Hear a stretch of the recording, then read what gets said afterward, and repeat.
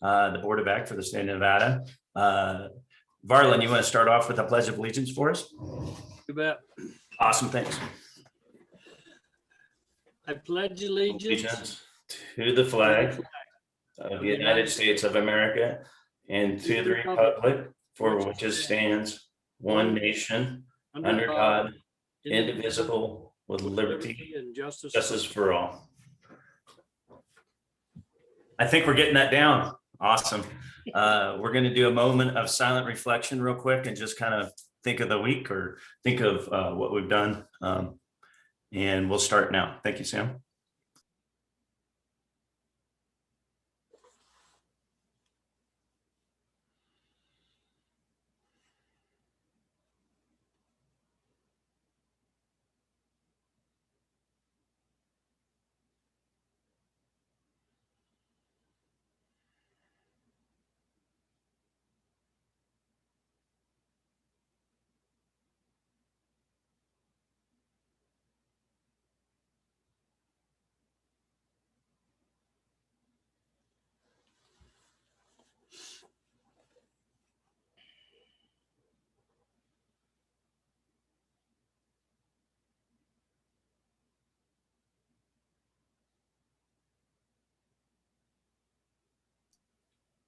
All right, Sam, let's do roll call around the horn, please. We'll do Paul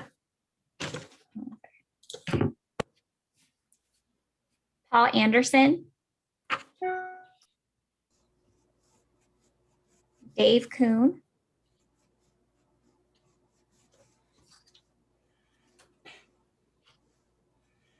oh, you're muted.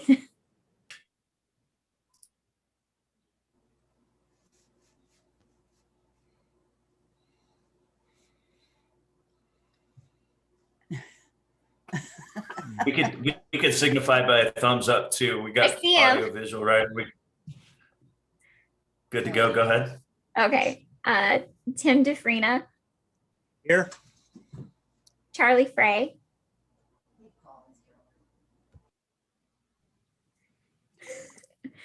Varlin Higby. Here. Heather Lackey.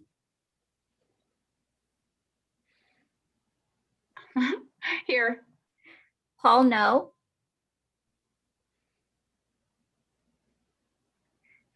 Pete Paris. Here. Bernard Peterson. Here. Jim Snyder.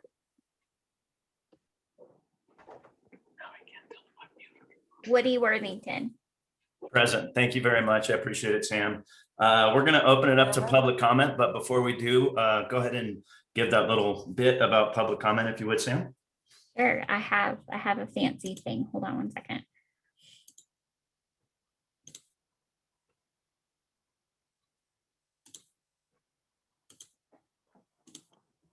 So for public comment, anybody joining here by the web on the presentation with their video, if you would like to make public comment, there on the bottom of your screen, you can raise your hand under the reactions option that you have right here. And when you pull that up, there's a raise your hand icon that you can use there. And if you're participating via the phone, if you press *9 to raise your hand, that will put you in the queue, and you can press *6 to unmute yourself.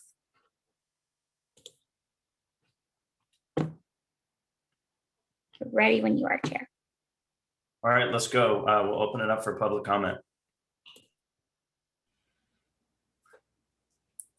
Go ahead and Sam, read that one public comment that we had. Submit it to us.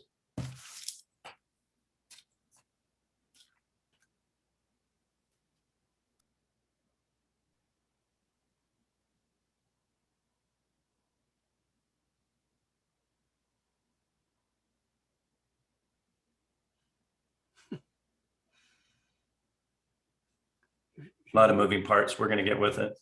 Hopefully next time we'll be all in person.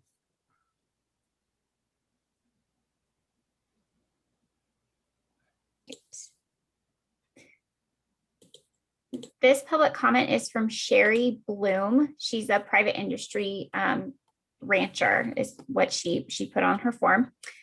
I would like to state my displeasure of our current Nevada Department of Agriculture. Since going under her direction in 2019, the Nevada agricultural industry has only seemed to go down.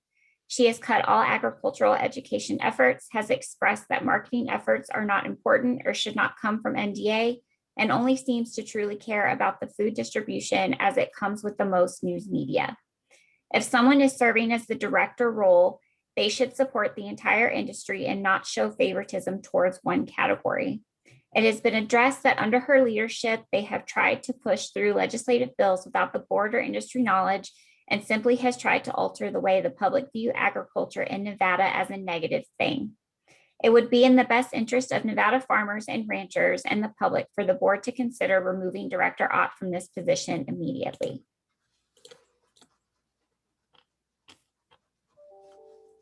Thank you, Sam. Are there any other public comments at this time?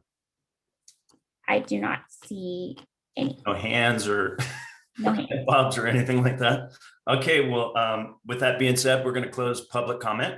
Then we'll move right into line item 2. In the minute, or line item 3, sorry, the minutes for approval of December 9th, 2020, and then for possible action on that line item A. Have you guys had an opportunity to take a look at the minutes from December 9th? So do we have an action? I'll move that we go ahead and approve the minutes as read. All right, there's a first for approval on the minutes. Is there a second? I'll second that. Okay, I think Heather got in there. Awesome, thank you guys. So there's a first and a second. All in favor, say aye. Aye. Aye. Aye. Aye. All those opposed, say nay. It's so moved. Line item A on our line item 3A is approved. Now we're moving right to B. It's approval of January 19, 2021 minutes for possible action. You guys had an opportunity to take a look at that?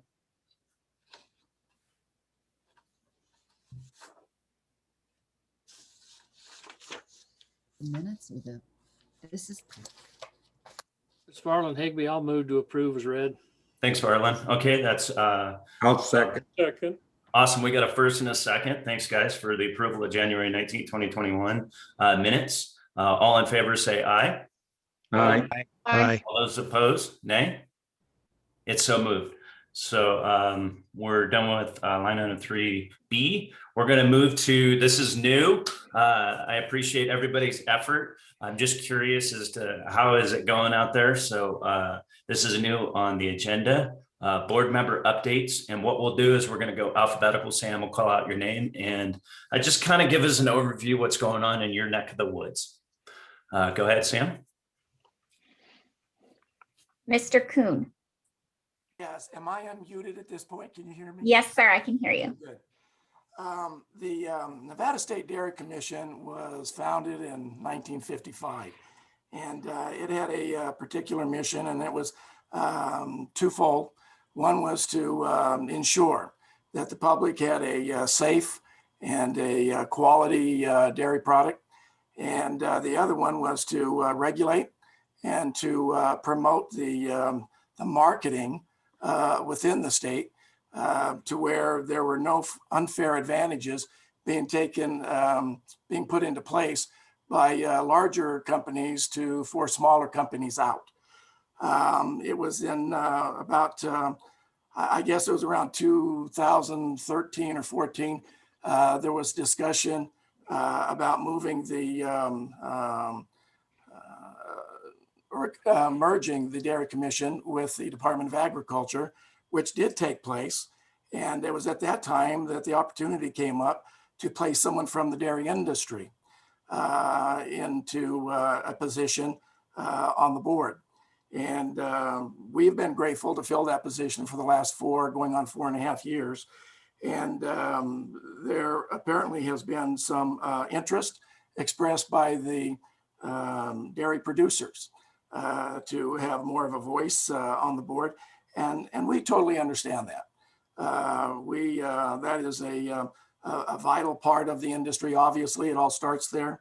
And in our opinion, they have a very difficult challenge in ensuring that there is quality and equity within the dairy industry in the state.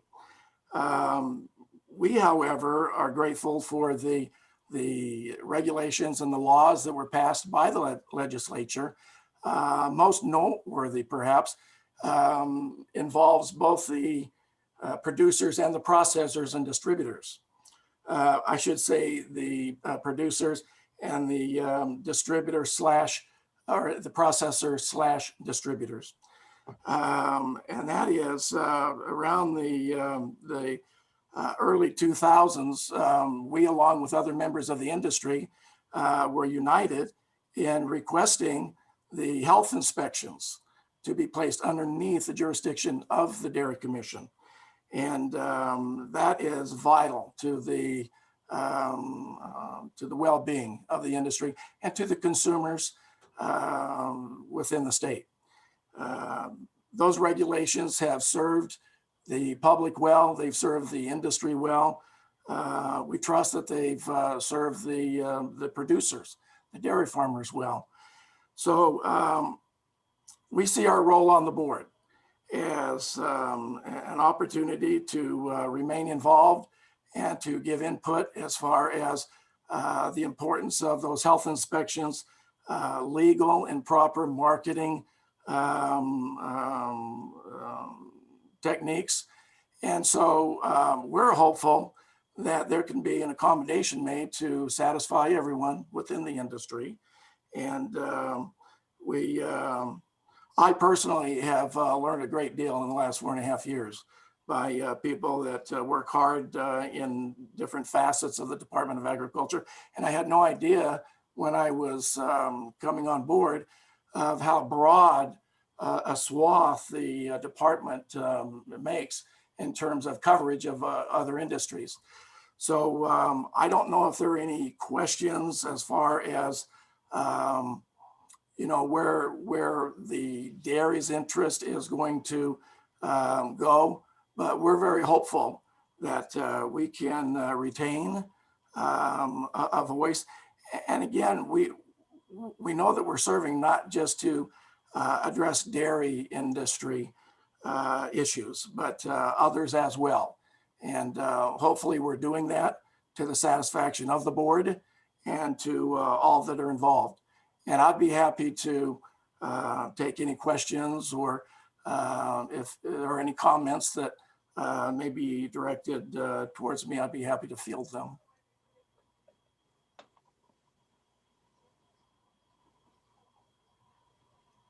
Does anybody have any questions for Dave? Thanks a lot. That was a nice presentation.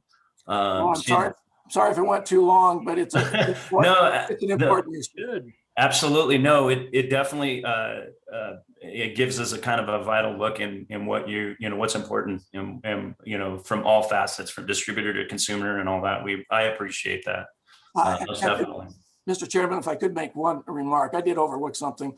At the time, we were petitioning to have the health inspections and safety inspections come underneath the jurisdiction of the Dairy Commission. It was for one reason. The state health department was doing a good job, but they weren't adequately funded. The Dairy Commission was self-funded. There were assessments made on products sold, and that's where the funding came from to support all of those things that needed to be addressed. Awesome. Thank you very much. Does anybody have any other questions? It doesn't look like it. All right, Sam, who's up next? Thank you very much. I appreciate that, Dave. Thank you. Mr. DeFrina.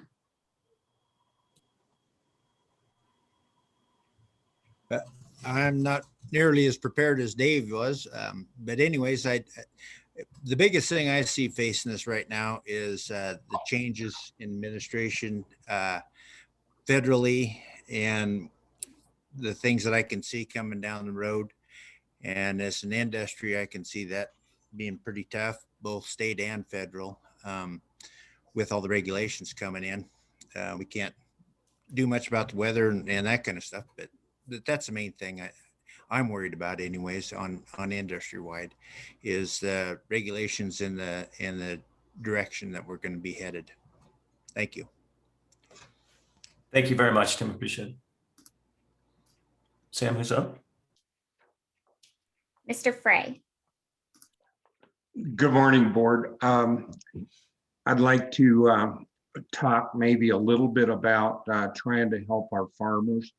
I see a lot of the farmers, and I'm sure you do too, that are in our state that are very small and they eventually go out of business.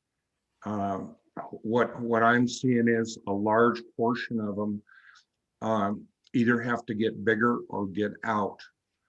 And one of the problems, at least around my area, is the older farmers die or pass away, and then they gift a portion of their farm or ranch to their children.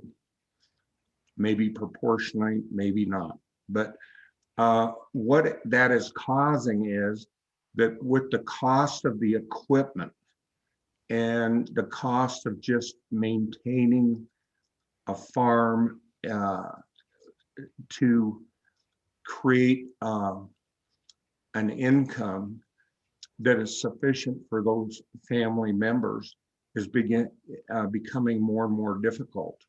So what I see in the industry is farmers either have to get bigger or get out because they just cannot afford some of the equipment.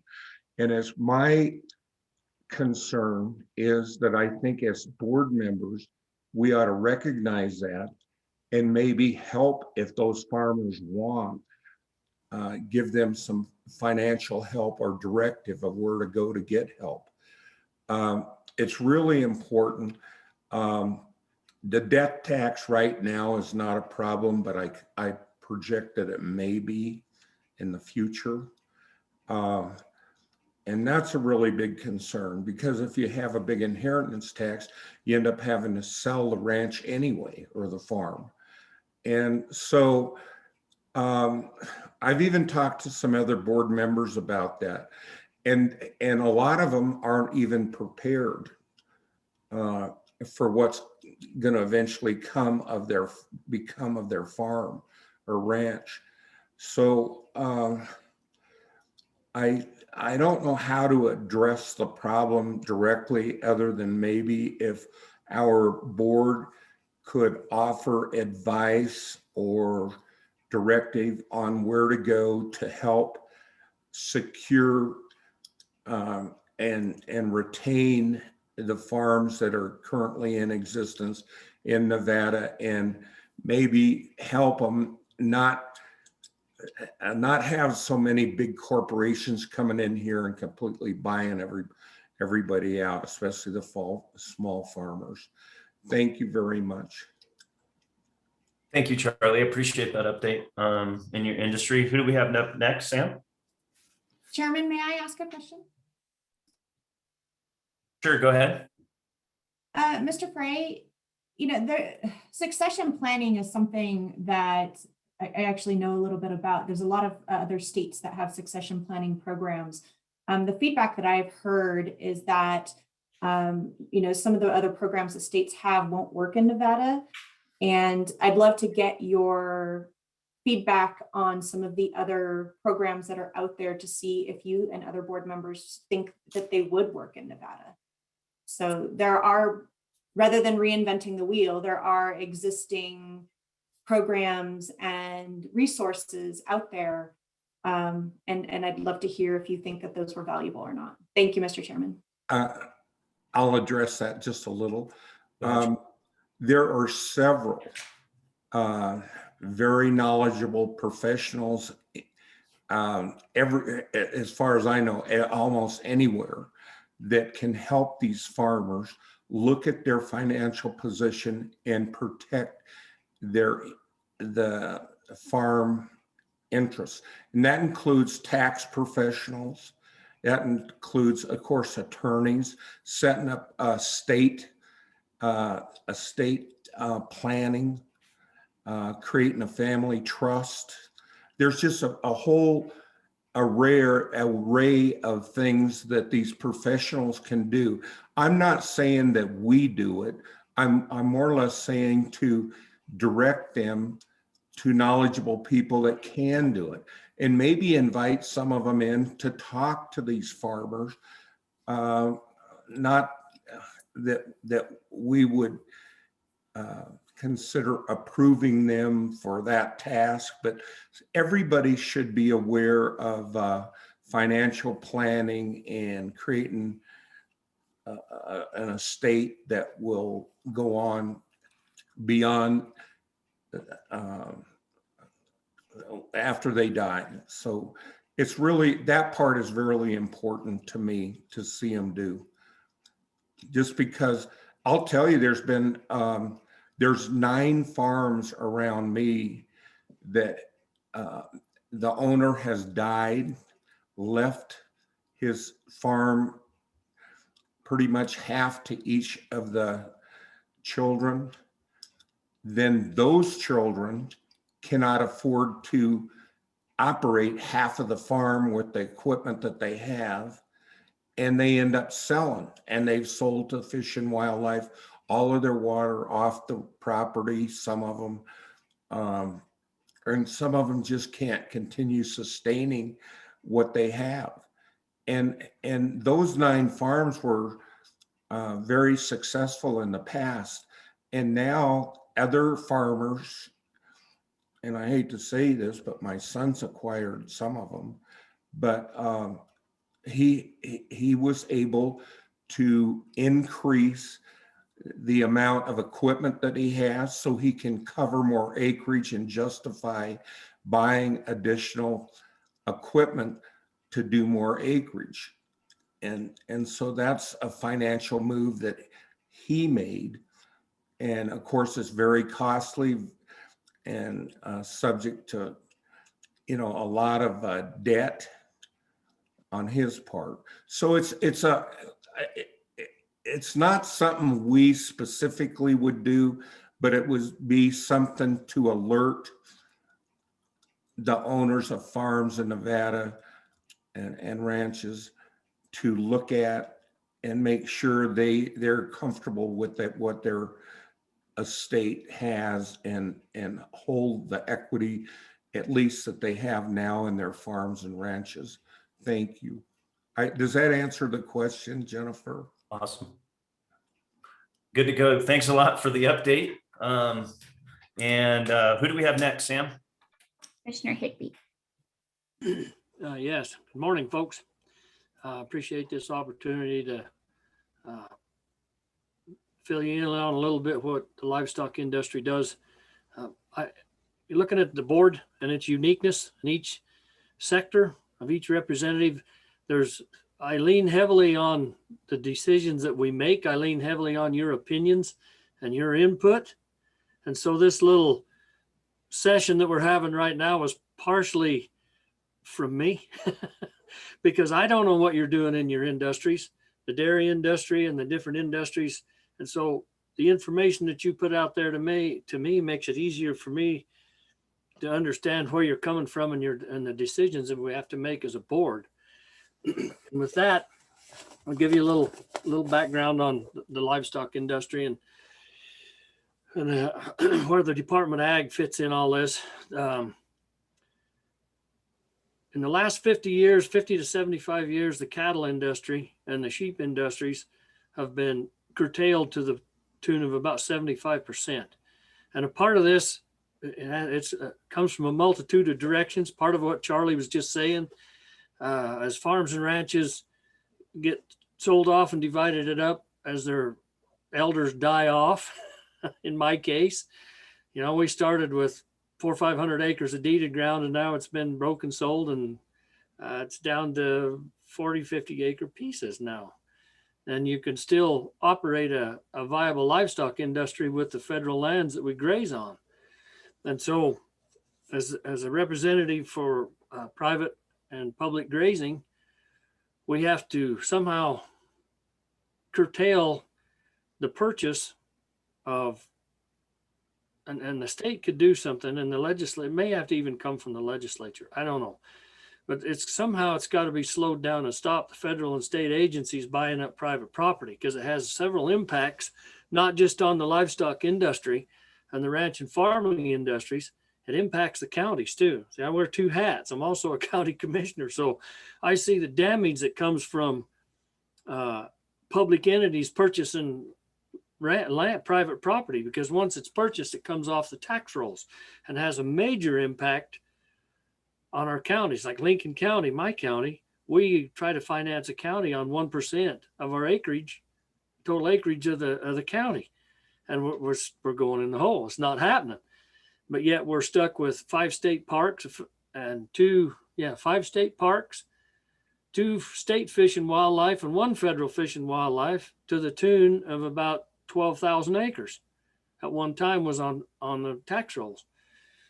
And at this point right now in Washington, D.C., there's a fund that was created, a conservation fund that's coming down the pike. There's a bill in there. It's called a 30-30 fund that we need to watch really close, because they want 30% to be public.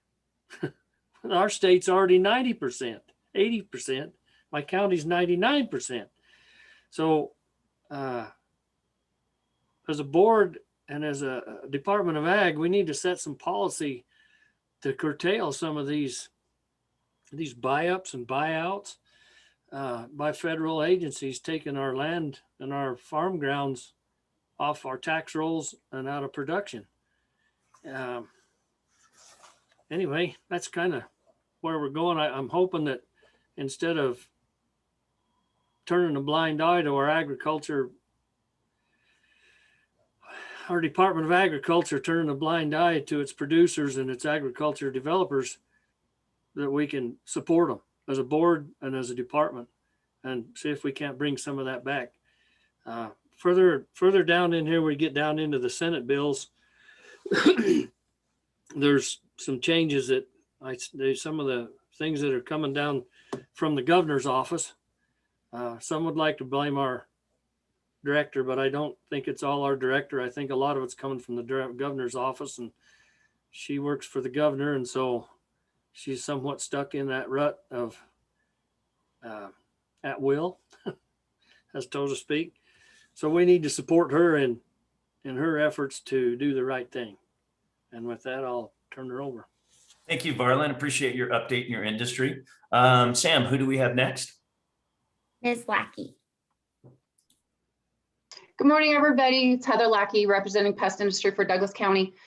So in Pest, our challenges just change each year. We have different issues that we need to deal with, different pests, different noxious weeds, obviously, that we're trying to battle back. And some of the biggest issues that I personally am concerned with, and I will say that I have not heard anything from anyone in industry so far, but 3 of the things that I am concerned about are some changes that we currently have proposed that are concerning removing labeling from our containers, our spray containers. I think that that's a terrible idea.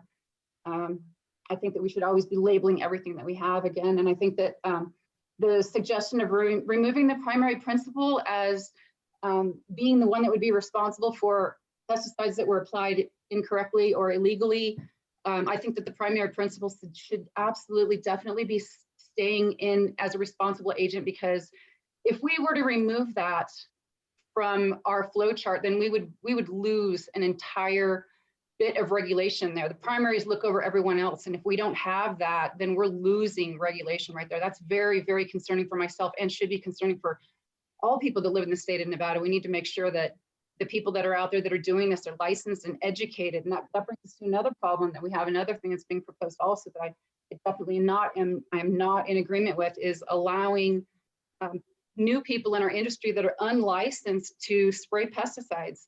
I think this is a terrible idea also. I think that it's been very important that people are educated. I mean, we're dealing with pesticides. That has to do, I mean, you have to think about children in schools and where pesticides could be potentially being applied. We want to make sure that these people, 1, that the containers are labeled, and 2, that the primary principals are watching their applicators, making sure that they're doing things properly. We can't let go of that regulation. We have to make sure that stays in place. And allowing people to spray for 90 days unlicensed, I have huge issues with this. And I have to say, somewhat disappointed with people in industry because no one is really coming forth or talking about any of this. And these changes right here could really be very detrimental to our agency and a lot of the infrastructures that we have set up to regulate what's happening out there in the field. So these are three things that are very concerning to me that I would like to make sure that all of you guys are aware that I definitely am not in agreement with these things. And I would like to do everything that I can to try to curb this because I think it would be very bad. And basically there's a lot of different things that pest industry does when we deal with the pests on the plants, so the crops go through, we deal with pests in homes, all different types of spraying for crops, all different types of things. So, if anybody has questions, I'd be willing to answer any questions that you have. Awesome. Thank you, Heather. Anybody have any questions? Mr. Chair, I don't have a question, but I did want to just clarify and to Ms. Lackey that the changes she was talking about is a bill presented not by the Department of Agriculture. It's a bill that's been presented by a senator. So I just wanted to clarify that we are absolutely in agreement with Ms. Lackey, and we're working on that bill, but it's not one of ours. Awesome. If I may speak, so who's presenting that bill forward? That would be Warren Hardy and Senator Hammond. Okay. The bill number is SB 129, if anybody wants to look it up. SB 129? Correct. And where is it at right now? The bill? I don't believe it's been scheduled for committee. If you just stand by, I can give you the update on that. One moment. We'll get in the weeds later, I guess, on that. Thank you very much. Anybody have any other questions? All right, who's up next, Sam? Thank you very much, Heather. Mr. No.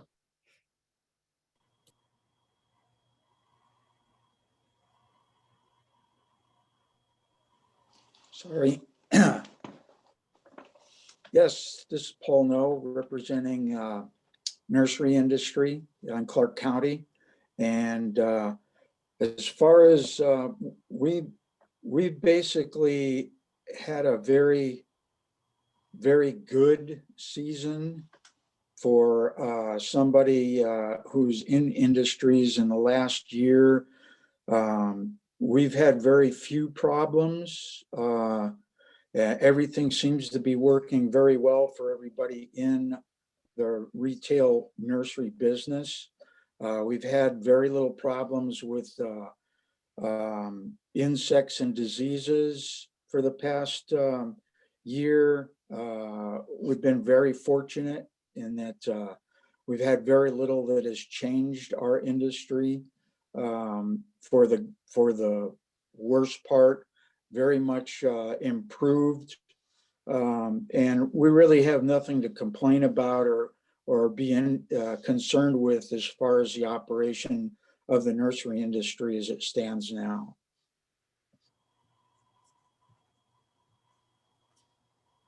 Awesome. Thank you, Paul. Anybody have any questions? No? All right, who's next, Sam? Mr. Harris.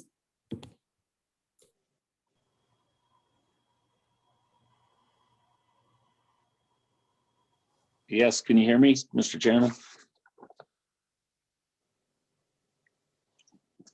Can you hear me? I was muted. Yes, sorry, my bad. Yes, I can hear you. You're good to go. Well, yes, thank you for the opportunity.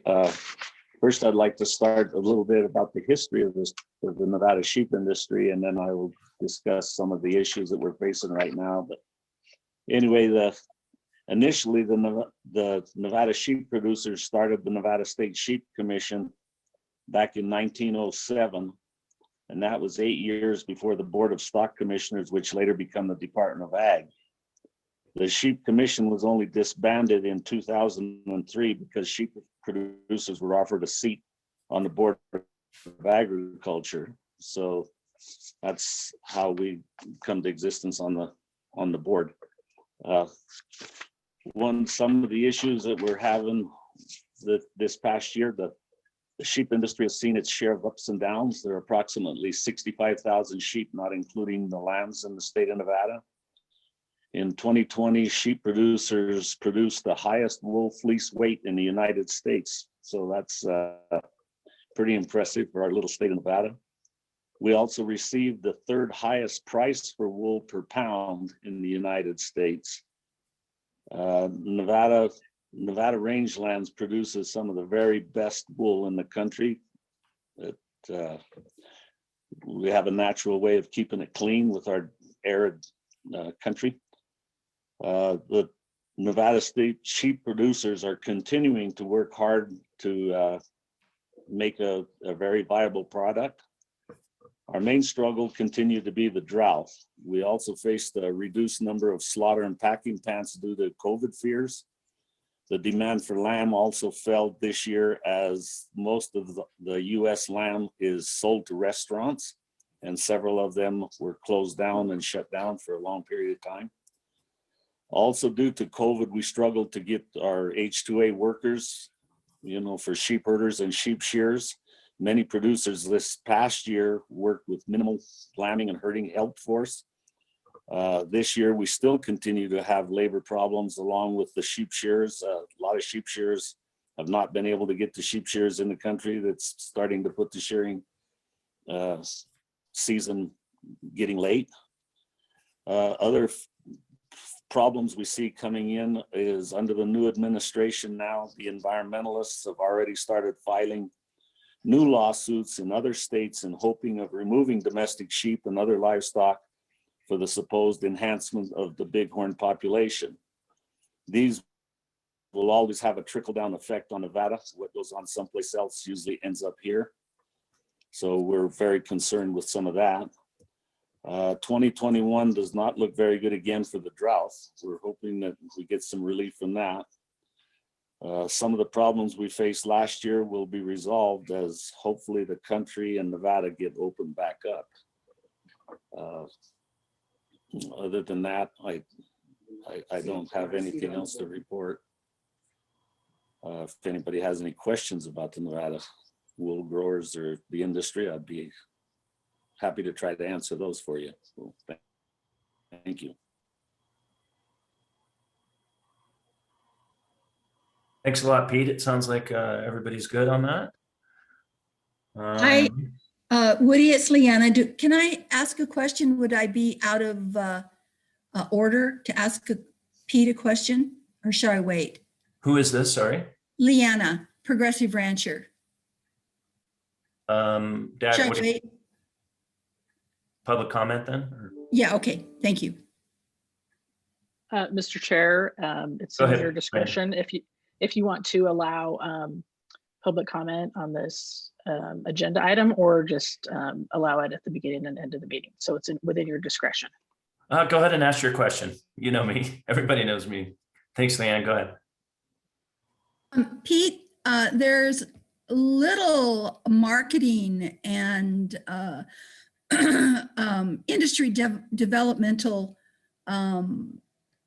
commercials and logos and niche markets advertised for the sheep meat. I never see anything. And of course, I lamb blast my magazine full of beef because I donate all that space to Nevada Beef Council.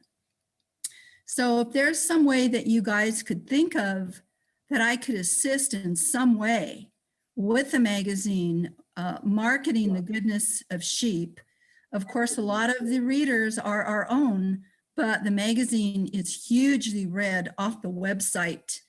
And so I'm just saying, if you guys could think of a way to talk about sheep, the wool, get it out there, spread it all over the place, how wondrous it is. And I don't think there's you don't have any funding, do you, for advertising? The only funding is we have funding if we chose to put it in there. We are working with the University of Nevada, or going to start working with the University of Nevada, and I think we're going to set up a website. Through Gary. We're really small in this. I would give you. We're really small in. Okay. Sounds good, you guys. Sounds like land's breaking up. All right. Sam, do you have anything? Who's up next? Mr. Peterson. Awesome. Thank you. Thank you and good morning. For those of you who I have not met, I'm new to the board, and this is actually my first in-person meeting. And so I'll make it short and brief. I'm glad to be here, glad to be representing the beef industry in the state of Nevada. Long story short, I spent my lifetime raising beef cattle in multiple states, but the last 10 years here in Nevada, and sheep. Pete Paris and I, we know each other, and I actually manage a smaller operation than his, but also participate in the production of sheep and wool. I'm in agreement with Pete and Tim both.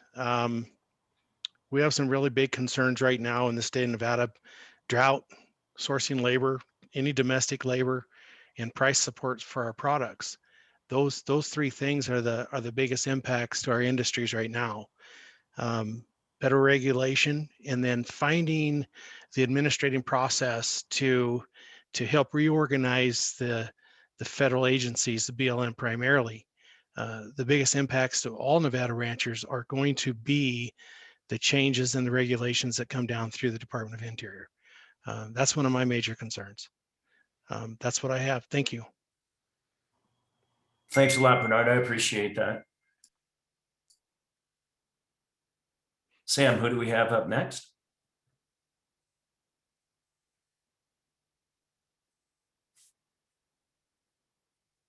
We have Mr. Snyder.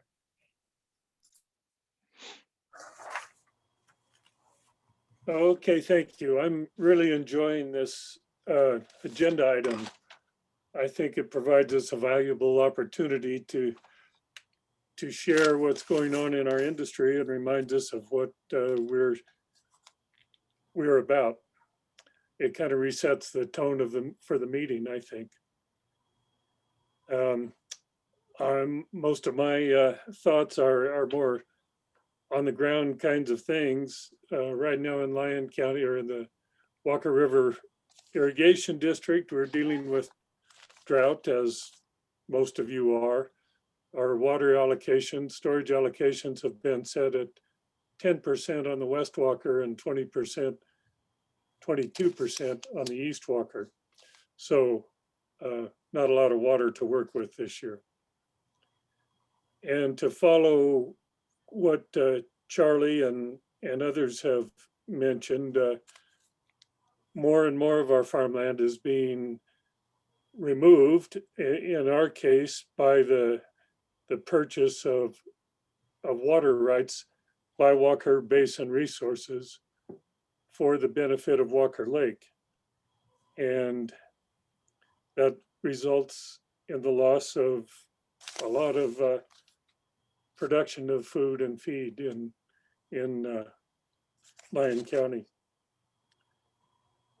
One other item on my mind, our mind for the moment, is the Snyder Bull Sale coming up this weekend. So hope you all are able to attend that on Sunday. Please excuse the commercial report there. Hey, thanks a lot, Jim. I appreciate it. Oh, go ahead. Okay. No, go ahead. A few other items. If you were to drive around Mason Valley right now, you would see a lot of planting activity or pre-planting activity going on, with dozens and dozens of tractors in the field, and sometimes a dozen or more in one field, all getting ready for the various vegetable and onion crops. So a lot going on there. Which brings me to another item, and that is this economic analysis of food and agriculture. And I just want to point out that I think there is considerable underreporting of onion and vegetable production in Lyon County. I'm not sure what can be done about it, but this report indicates Lyon County with a total of 138 million in agricultural sales and 9.2 million in vegetable sales. I believe the vegetable production in Mason Valley alone is probably between 100 and 200 million. So it's severely underreported here. I don't know what to do about that, but I hope everybody can understand and appreciate the significance of this production in Lyon County. I think that's all I have for now. Thank you. Thanks, Jim. I appreciate your update. Sam, who's Chair, up? this is Dylan Davidson. Can I add to Mr. Snyder's? Dylan, I'm going to handle this. Thank you. Okay, perfect. Chair, I'm going to respond to Mr. Snyder if that's okay. Go ahead. Okay. So thank you. I appreciate you saying that. I remember you talking about this back when the NAS, USDA NAS, when that gentleman came and presented to the board, I want to say almost 2 years ago, on their economic report that was released. And you had made the same comments about that the numbers were underreported in that. And frankly, I took that to heart, and I've received that feedback from industry as well. And those numbers really do affect Nevada and our industry. Those numbers are the basis of the federal funding that we are allocated. Those numbers are the basis of decisions that are made, policy decisions that are made on the federal level. And it's really incredibly important to get those numbers right and to make sure that Nevada is represented accurately. I've had several conversations with NAS about this. They're very buttoned up about their data methods.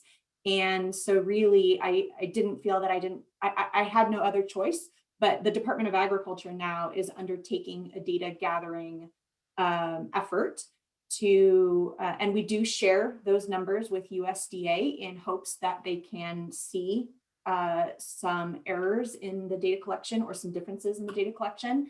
And so we have a staff member now that is working on that, contacting farms, contacting ranches, contacting facilities and production areas that we feel that are underreported in order to get better numbers. And so that takes a while.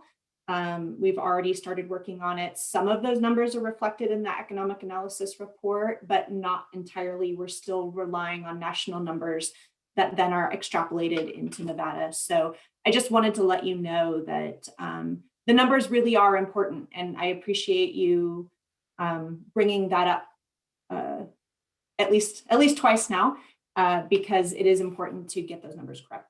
So thank you, Mr. Chair. Awesome. Thank you. And who is up next, Sam? You would be chairman.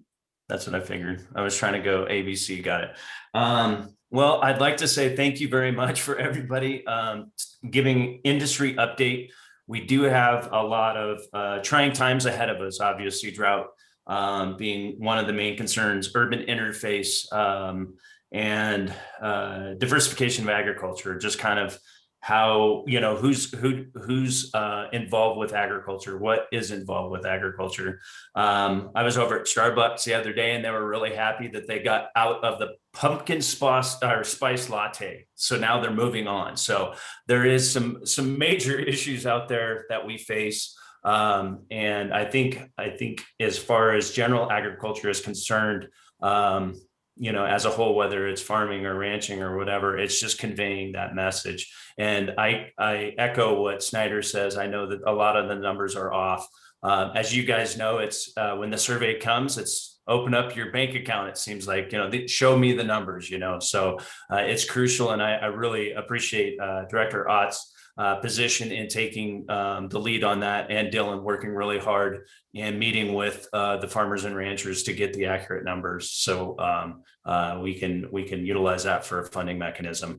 But once again, I appreciate everybody's input and concern. Yes, Charlie, you got a question? Go ahead. Oh, Mr. Chairman. Yes.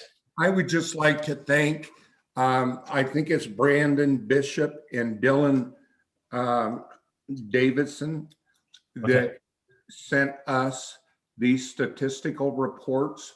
There are two of them. There's a biennial report and then the statistical report. And in both of these, pretty much the second and third page is really important to what we should be looking at. The statistics are really important.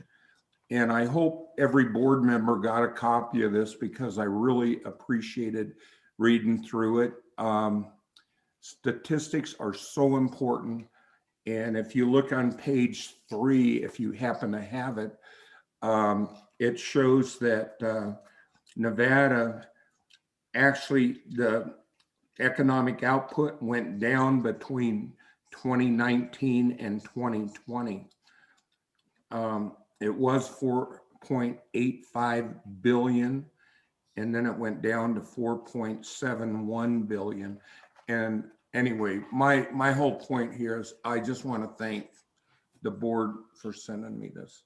Awesome. Yeah, absolutely. They do a remarkable job, and it kind of is a book. You can open up and see each department head as far as how many personnel work and their employees, so on and so forth. So it kind of gives you a spectrum of what Doug's team does and whatnot. So, but getting back focused in on general agriculture, there's a lot to look at, and we're making waves one way or another in the public eye. I think it's a good thing as far as the Board of Ag is concerned, and getting our voice and our heard and listened throughout the state as well as other states. So that's all I have for general ag. You guys basically said, yeah, it's drought issues, urban interface. We really need to look at that. And one last thing, I'd like to commend the whole department, Director Ott and her team, for dealing with legislation at this current point, and focusing in on agriculture as a whole. So, all right. Are there any other questions? Or I think I was the last one, right? I appreciate it. And then each meeting, we're going to have industry update. So be prepared to have that talk too as well. So next time. All right, we're going to move to line item 5. This basically is going to be a discussion whether the board will take a formal position on the following proposed legislation items. We're going to hold on. Sorry about that. This multitasking is fun today. So in discussion on that, we'll have whether we support or not support, because it's already in motion. And Director Ott will be going over each line item, each assembly, and each Senate bill. Not the whole, just a summary basically of where it's at and what it's all about. So thank you very much. We'll get started on that. Line item number 1, Assembly Bill number 31. Go ahead, Director Ott. Thank you, Chairman. How much of a brief overview I have here as part of my report? Why don't I just read what I have here, and okay. If you need more detail, I might just kick it to the division administrators if that's okay. But AB 31 is an assembly bill with the Division of Consumer Equitability. It revises provisions governing the Nevada Petroleum Products Inspection Act. This bill was heard by the Assembly Committee of Natural Resources on February 17th, and the work session was held by the committee on March 3rd, and it is now going to the first house for vote. Would you like more information on that? No, I think that basically sums it up. It's in motion right now. And that was for, sorry, I'm trying to get my notes. I can't even read my Assembly Bill 31. Yeah, no, Assembly Bill number 31. Anybody have any questions or would like to have discussion on that, the boards?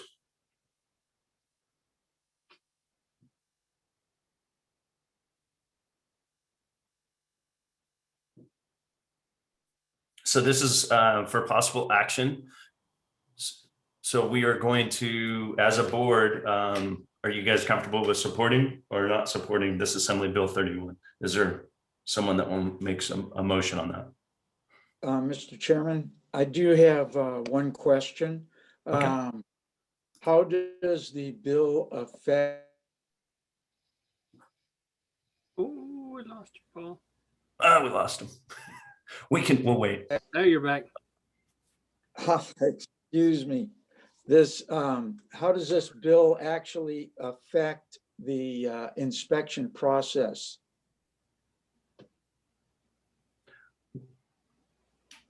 Director Ott, do you want to give that to Candace or? Yes, I'll pass it to Administrator Matievich, please. Awesome. Go ahead. Good morning, Mr. Chairman, members of the board. For the record, Cadence Matievich. I'm the administrator for the Division of Consumer Equitability. In response to board member No's question, there isn't really anything in the bill itself that speaks specifically to our inspection processes per se. However, it does establish definitions for certain products, most particularly diesel exhaust fluid, known as DEF. That's a product that's used in the emission system of diesel vehicles that's recently come to market in the last decade. Currently, we do not have the authority to regulate that product. It is something, again, that's becoming much more wide. The use is much more widespread. It's a product that goes into motor vehicle engines, and so it does give us the authority it establishes a definition and gives the board authority to adopt specification standards and will allow us to regulate that product. Similarly, in some other areas, it updates definitions of motor vehicle fuels and the like, which gives us better assurance when we're taking on our inspection and enforcement activities that we have the proper authorities. Thank you. Awesome. Thank you. That made it clear. So is there, so like I said, it's an action item. So yes, go ahead, Varlin. Is there, do we have a board member seated yet since our past president stepped down for the petroleum industry, and Paul Anderson? Jennifer, has anybody filled his seat yet? Yeah, Mr. Chair, Mr. Vice Chair, no, there has not been a member appointed for petroleum industry, but I understand that that is coming. It was just not in time for this board meeting.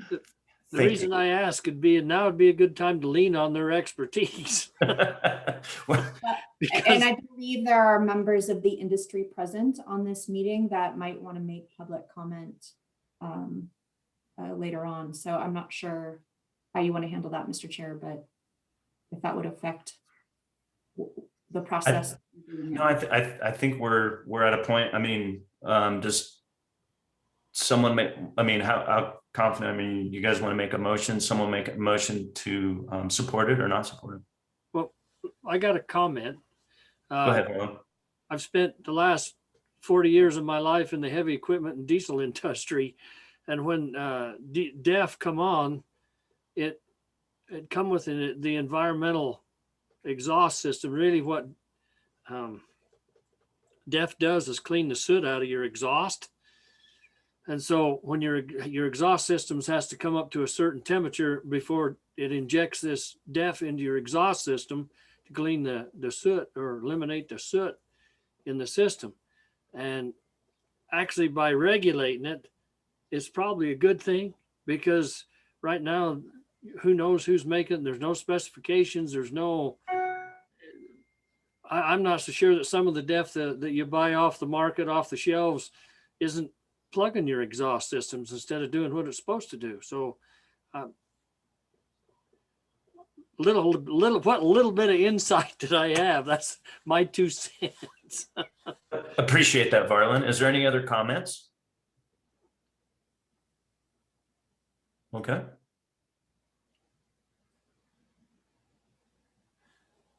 I would make a move to accept it. To support Assembly Bill 1, there's one motion. Is there a second? I second it. It's Paul No. Paul No, for the record. Second, Assembly Bill 31 in support. So all in favor, say aye. Aye. All those opposed, say nay. It's so moved that we support Assembly Bill number 31.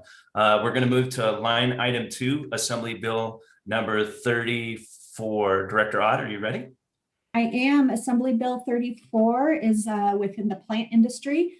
The bill revises provisions governing the control of pests, noxious weeds, and pesticides. It does add some definitions for noxious weeds, and also this bill on the pesticide side reflects our alignment with state statutes to the Code of Federal Regulations, so that we are in aligning with the federal laws. This was heard by Assembly Committee on Natural Resources on February 22nd, and the work session for that, I believe, is today. Awesome. Thank you. Anybody have a comment on that? Heather? Oh, I thought, yep, Heather, go ahead. I was just going to say that I'm in support of this, and I would move to support Assembly Bill 34. I've had plenty of time to read over it, and I'm very familiar, so that's my 2 cents. Thank you. So that's a motion to support Assembly Bill 34. All right, is there a second? I'd second. Awesome. No. All right, so we have a first and a second to support Assembly Bill 34. All in favor say aye.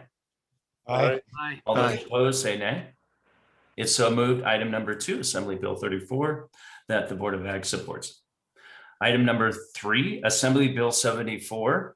Go ahead, Director Up. Thank you, Mr. Chair. Assembly Bill 74 is also within the plant industry. This bill updates the RUP record keeping requirements to reflect changes in federal law and includes modernizing the Nevada seed laws to align with Federal Seed Act. This was heard by the Assembly Committee on Natural Resources on February 22nd, and I don't believe it has a work session scheduled yet.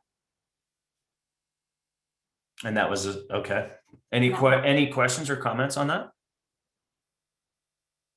Just one question.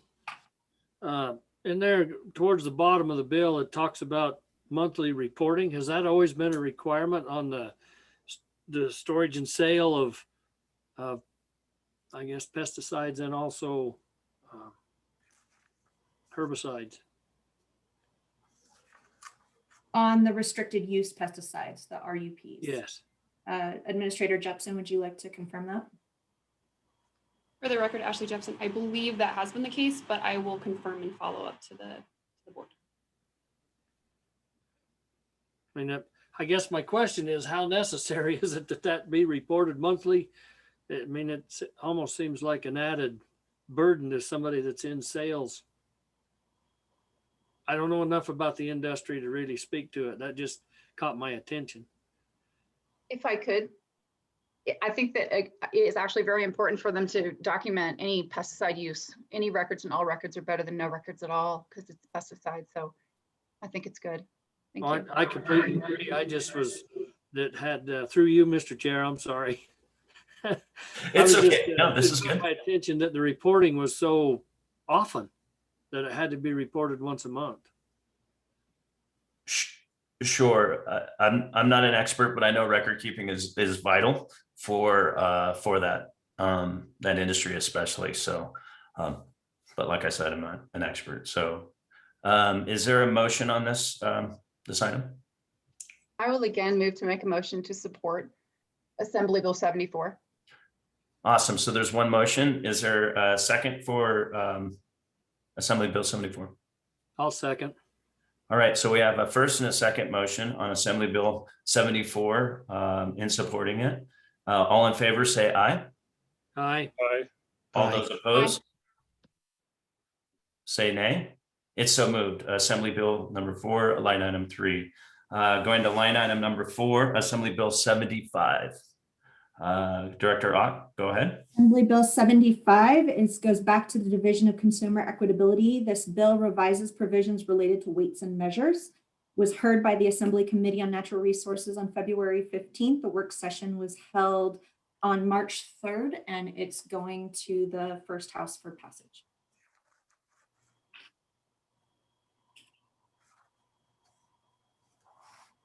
Anybody have comment on Assembly Bill 75 or questions?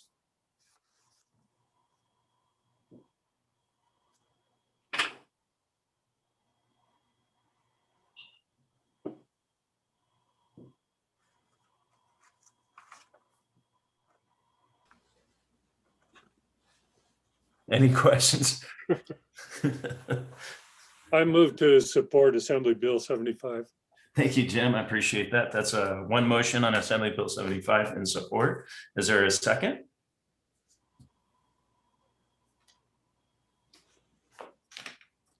I'll second that, Woody. Thank you, Heather. For the record, Lackey made a motion, second motion to support Assembly Bill 75. All in favor, say aye. Aye. Aye. All those opposed, say nay.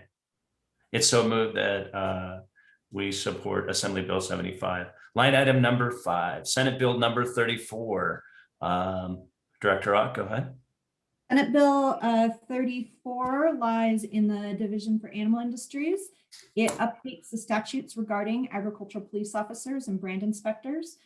This was heard by the Senate Committee on Natural Resources on February 23rd. It was due at work session last night, but was not heard because it was pulled for further questions by the committee. This is basically revises provisions so that our agricultural enforcement officers are recognized as police and receive the same job benefits as police. Awesome. Thank you. Any questions from the board in regards to Senate Bill number 34? Yes, Tim DeFarina. Yes, I have Tim DeFarina for the record, please. Yeah, I have a question on it. Partially for Doug. My understanding was that we were going to talk about this more and try to figure out iron out some of the stuff on it. It didn't come before the board before it went in, and there's still a lot of things in this that I'm not sure about. Doug, correct me if I'm wrong, but the last meeting we had on this was a Zoom meeting in December, something like that. Is that right? Mr. Chair, may I? Go ahead. So this was presented to the board. It was pre-filed with the legislature in late November. This was presented to the board in December. This, is there a specific question you have, Mr. DeFrano? Yes, there was, I guess specifically, we're going to talk about it some more and try to iron some of this stuff out. There were some questions on the bill at that time, and we were going to get back to it. We never did. Mr. Chair. Yes, go ahead. I got a couple of questions. After Doug introduced it last time in our last meeting, it made more sense. We definitely need they need to be they do law enforcement as it is, and so they need to have they should be paid on the same scale and the same as the rest of the state law enforcement. I have no problem with that. There's a couple things in the policy changes down towards the bottom on my notes here. One of them was the definition of disposal. When livestock has been confiscated, it talks about disposal, and it leaves that pretty vague what exactly disposal means. It's see, I tried to write the pages down. I didn't on that one. It's line 25, 26. Maybe I can find it. While you're looking at that, Bartlett, I love the open dialogue, but we want to be specific, not to, just mention Assembly Bill specific or Senate Bill specific, not, the individual. I appreciate that. That would be good to go. Just keep that in mind. Thank you. Go ahead, Bartlett. I just referring to Mr. Ferris's introduction when he introduced it to our board. Awesome. Thank you. Last time, and he did a good job. I appreciated the effort that he made on that. And the other one the other question that I had to do with the junior livestock shows. It says here it's what's taken out is there was a junior livestock shows appointed somebody as I don't know, I guess they call it enforcement. And they were going to change it to where, so my question was, are the junior livestock shows going to have to hire or pay for the Department of Agriculture's law enforcement to come and do those checks on livestock when they're checked into the shows.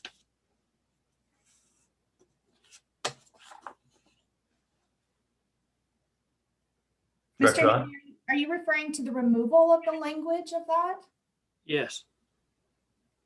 So you're disagreeing that that should be removed, or I want to. Well, I just want some clarification why it was removed. I mean, if it's removed, I'm okay with that. But as the junior livestock shows gonna have to pay for our officer to be there on site for these shows. That's a direct question. No. So- Well, I'm trying to think if they ever have, and I don't think that that's the case. If I mean, so this would be, again, this is referring to the agricultural police. And so if there's a law enforcement matter or an issue at a junior livestock show that needs a police presence, then we would show up. And I mean, they would be funded the same way to wherever, if they showed up at a ranch or if they stopped a truck or if they came to the livestock show. There's no additional charges there. If that helps. Does that answer your question? That does. Thank you. All right.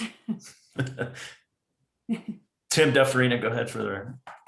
Yes, I don't have the bill right here in front of me right now, but if I remember correctly, we were talking about also who sets the fees.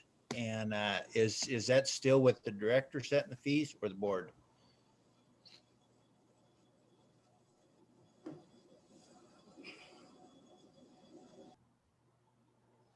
Mr. Chairman, I'm looking through the bill and I don't see there's a section setting fees. If I'm right here, this is where we were setting the fees on how much the trip permits and that would cost, that kind of thing. Are you talking for livestock inspections? Are you talking about the livestock inspection programs? Yes, on the livestock inspection program. So this bill is not with about the livestock inspection program. That's hopefully a bill to come. 34 is we not. Discussed as part of the business plan that was presented to the board this summer. So this is just with agricultural police. This is not livestock inspection. So SB 34 specifically, it's not on that. So we'll have to. You want to clarify if you want to. No, we're good to go. We'll address that if it's not on the agenda item. So we'll have to address it later. So any other questions in regards to Senate Bill 34 at this point? Sorry, guys.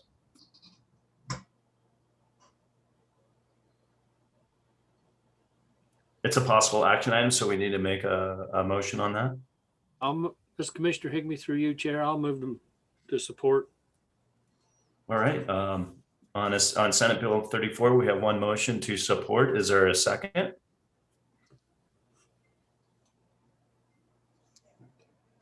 Mr. Chairman, Paul, no.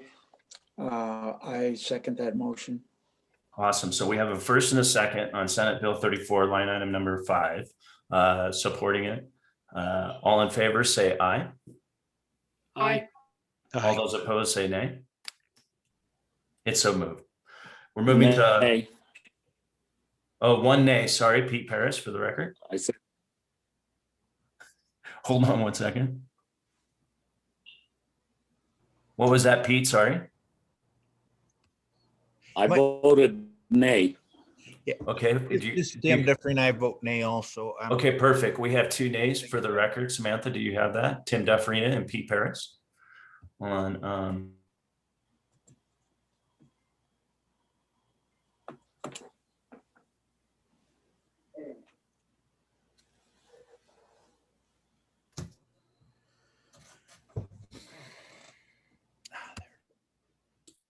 Chairman, that brings you to 8 yays and 2 nays.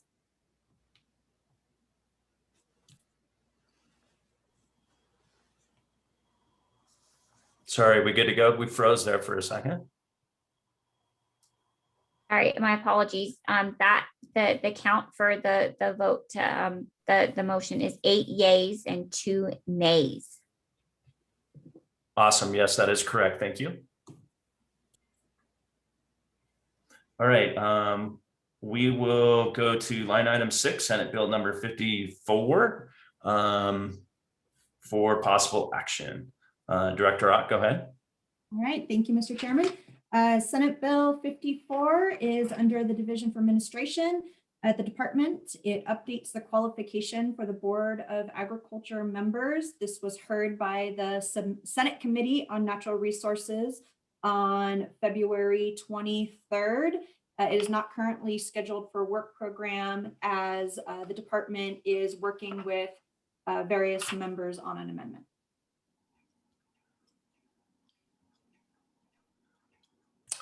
Thank you very much, Director Ott. Is there questions or comments?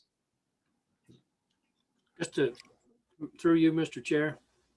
Comment. Go ahead, Mark. There's, as I went through this, one other thing that I found in there, other than the from what our last meeting was, is that the definition of cattle and sheep, or not necessarily the definition, but the members, it needs to be specified in the amendment that there are 2 cattle and 1 sheep instead of just livestock. I don't know if we specified that in our amendment or not. I'll have to take a look at that. Yes, go ahead. In the board's amendment, the vote was to return the language back to the original language, so it did specify. Okay. All yes. Right, thank you. That thank was you, the Director. board's amendment as heard. Did everybody get to see that amendment that was supported? We supported it. We moved it through. I don't think we need to take a look at that. Are there any other questions or comments? I think, Tim, you had a question or a comment? Yeah, I did. I thought we already voted on this at the last meeting. That is correct. So it'd be a moot point because what was the vote on that? Pardon? I think we voted on Senate Bill 54. Correct me if I'm wrong.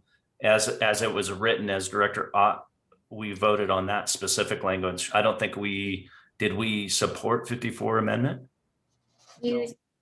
Chair, you said you supported or the board supported to move the bill as the amendment during the meeting as amended. Perfect. Okay, good to go. So I would say, Dag, do we really need to do possible action on this, or just since we already voted? Brandy Mooneyhan, Deputy Attorney General, for the record. Mr. Chair, you can remove that item from taking any action on that item if you so choose. Awesome. All right. So thanks, Tim, for bringing that up. I'm getting old. I'm forgetting things, obviously. Line item number 6, Senate Bill 54. We're going to move that line item, remove it. So we'll move to number 7. We'll go to Senate Bill 63 for possible action. Go ahead, Jen.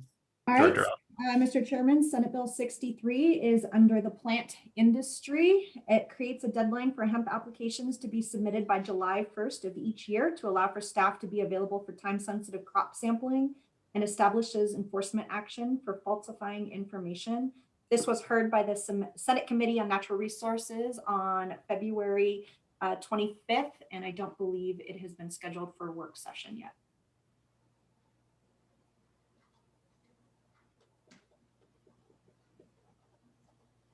Anybody have a question on Senate Bill 63, line item 7?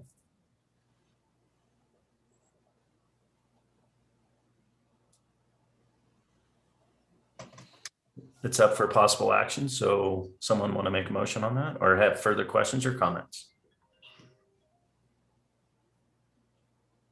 Mr. Chairman, Paul No for the record. I move we support SB 63.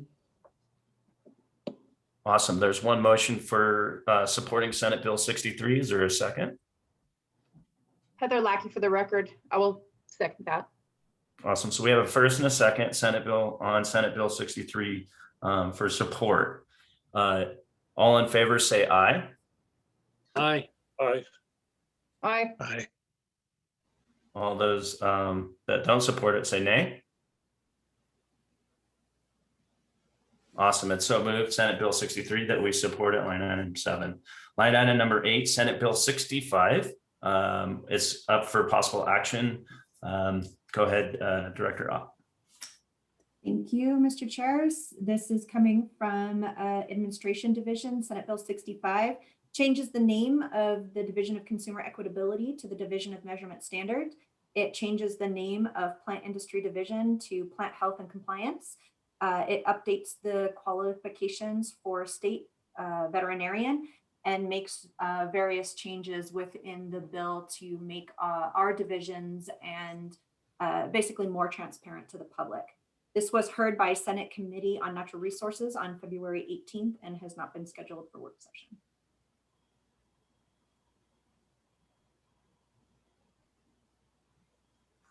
Anybody have any questions on the Senate bill?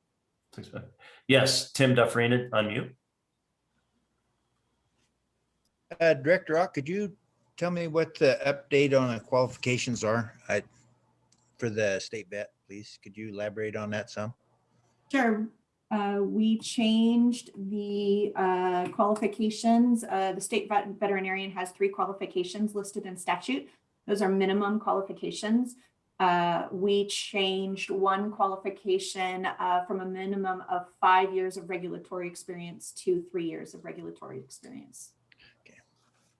Okay, thank you. I got questions on there. Who, for the record? For the record, Mr. Chair. Varlin Higby. I guess it's page 4, line 42 to 45. Nope, that ain't it. Wrong page. So it had to do with the Department of Brands, changing their name and eliminating the Department of Brands. Yes, Mr. Higby. I mean, it's what's the reasoning for that? What's your changes? How are you going to function? Are you just changing the name of it, or are you changing the? Yes, Jennifer Ott, this is essentially a change in name and to simplify the language. Early on, when it's the Division of Brands was established, it was a separate division unto itself. It's now encapsulated within the Animal Industry Division. And so that's the change we made, is that rather than listing out all of the specific items, we're just referencing the statute and bringing it and calling it Animal Industry Division. So again, it's to simplify language. It's not removing authority or adding authority. All right, that makes sense. Thank you. The other one, I had a question. Anybody else have a question? I think Varlin's looking. The other one was on the Natural Resources Division. I think it's to do completely away with that whole section is, I don't know if you're going to roll it into something else or do completely away with it, because the natural resource, and if I read this right, they're the ones that deal with the federal agencies on and how it impacts us. And that, in my opinion, has been the problem in the last 50 to 60 years, why the decline in the livestock industry as a whole is the interface with the federal agencies. Again, Chairman, may I? You're good.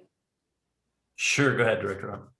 So again, there's no Division of Natural Resources currently in the department. It's just over history that has changed. So each of the individual sections, that is, we're not removing authority, we're not adding authority. That section is handled by both, some segments are handled by animal industry, some segments are handled by plant industry. And so that section is not reflective of how the department is organized today. And so we're just making that that connection. And instead of listing out the specific actions, we're referring to the statute. Okay, Thank you. makes sense. Any other questions or comments on this Senate bill?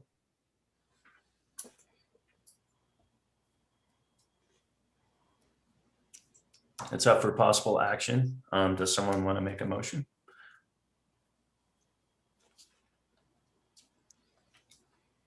Mr. Chairman, I will make that motion that we support SB 65.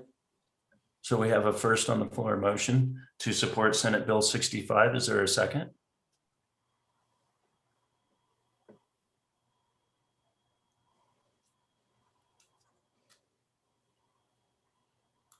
Heather Lackey, for the record, I will second that for you. Thank you. For the record, Heather, support is in motion on that Senate Bill number 65. It so moves. All in favor, say as you were. Let me redo that. Senate Bill 65. We had a first and a second motion. All in favor, say aye. Aye. Aye. All those opposed, say nay. Nay. Nay.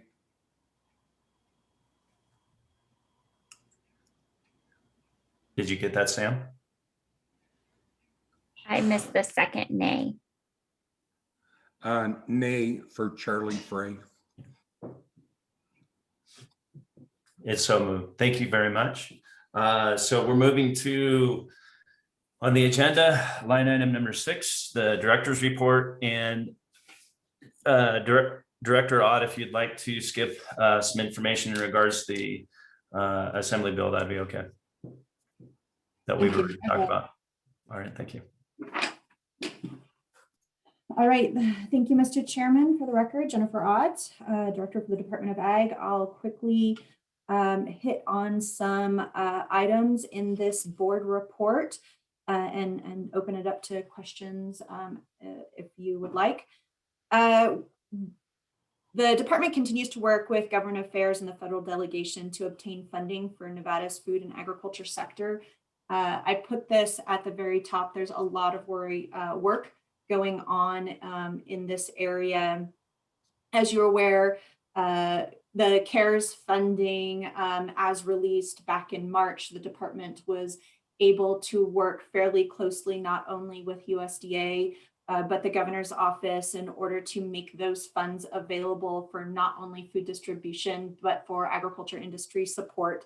And we're continuing to educate our federal agencies and our federal delegations to let them know that further support is still needed, and that Nevada is well represented when those dollars are being allocated. And so we're working on that. It involves many meetings, many justifications, many reports on our industry. And so it's really a critical piece of work that we're accomplishing.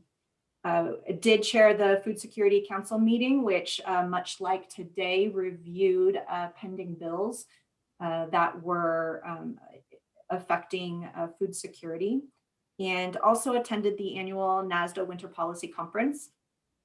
This is important this year. I attended virtually, of course, but there were many policy items that were discussed at this conference that Nevada was able to weigh in on. And some of the policy changes were USDA investments in processing, and how important it is to make investments in processing to help shore up those industries and expand those industries, as evidenced by the fact of supply chain disruptions through the pandemic. Addressing hunger and food insecurity. We also heard policy information on Section 18 requests to the EPA on disinfectants. That's something that our department has also been partnering with the EPA on and working through those Section 18 requests, and also working with the EPA to identify any disinfectants on the market that are fraudulent or do not have label approval. And then also revising the USDA Farm to Food Box program. This was quite a great program for USDA, but not such a great program for the state of Nevada. The way that the program was released really lent competition towards states that had large raw agricultural distribution hubs. And so working with USDA and NASDA to revise that program, because it will continue and continues to be funded, has been some important work that we are participating in.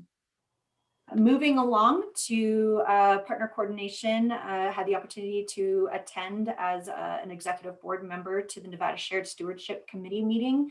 The Nevada Shared Stewardship Plan is continuing to move forward at a great pace. There had been 2 projects identified by the committee as priorities, projects where state and federal agencies are working together to address fire issues, weed issues, and basically natural land health. And so those projects exist in the Elko Spring Creek Lamoille area and also the Spring Mountain Pahrump area. And so myself and our staff are working with all of these other agencies in order to coordinate those projects and start to see some measurable successes, which we're very excited about. And then various executive branch duties that I've participated in. Per your request, Mr. Chair, I'll skip through the legislative session, and I just do want to highlight at the end of my report some of the bills that the department is tracking.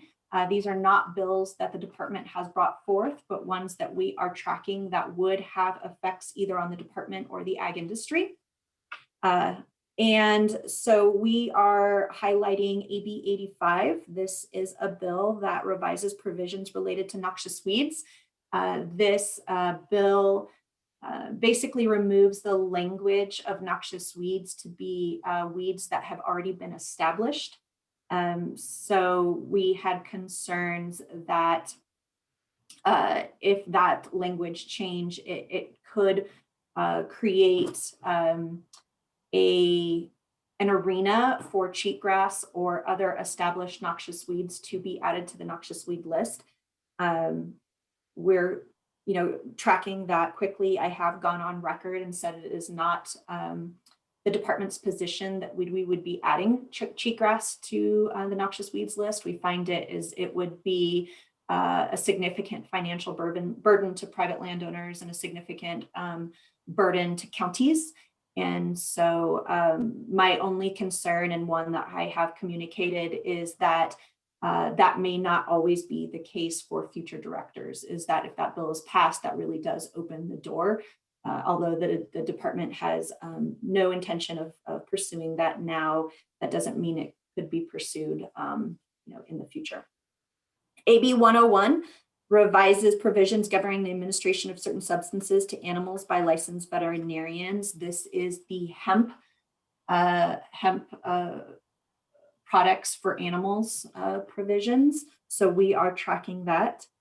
AB 138 and SB 124 are really similar bills. This is revising the provisions governing the eligibility of certain convicted persons for public assistance. This is, we're calling it the SNAP bill. This is allowing anybody who has been a convicted person eligible for SNAP. Currently, they are not eligible for SNAP, and this would allow those folks to be eligible for SNAP. I believe SB 124 is going away, and the bill language is carried under SB 138.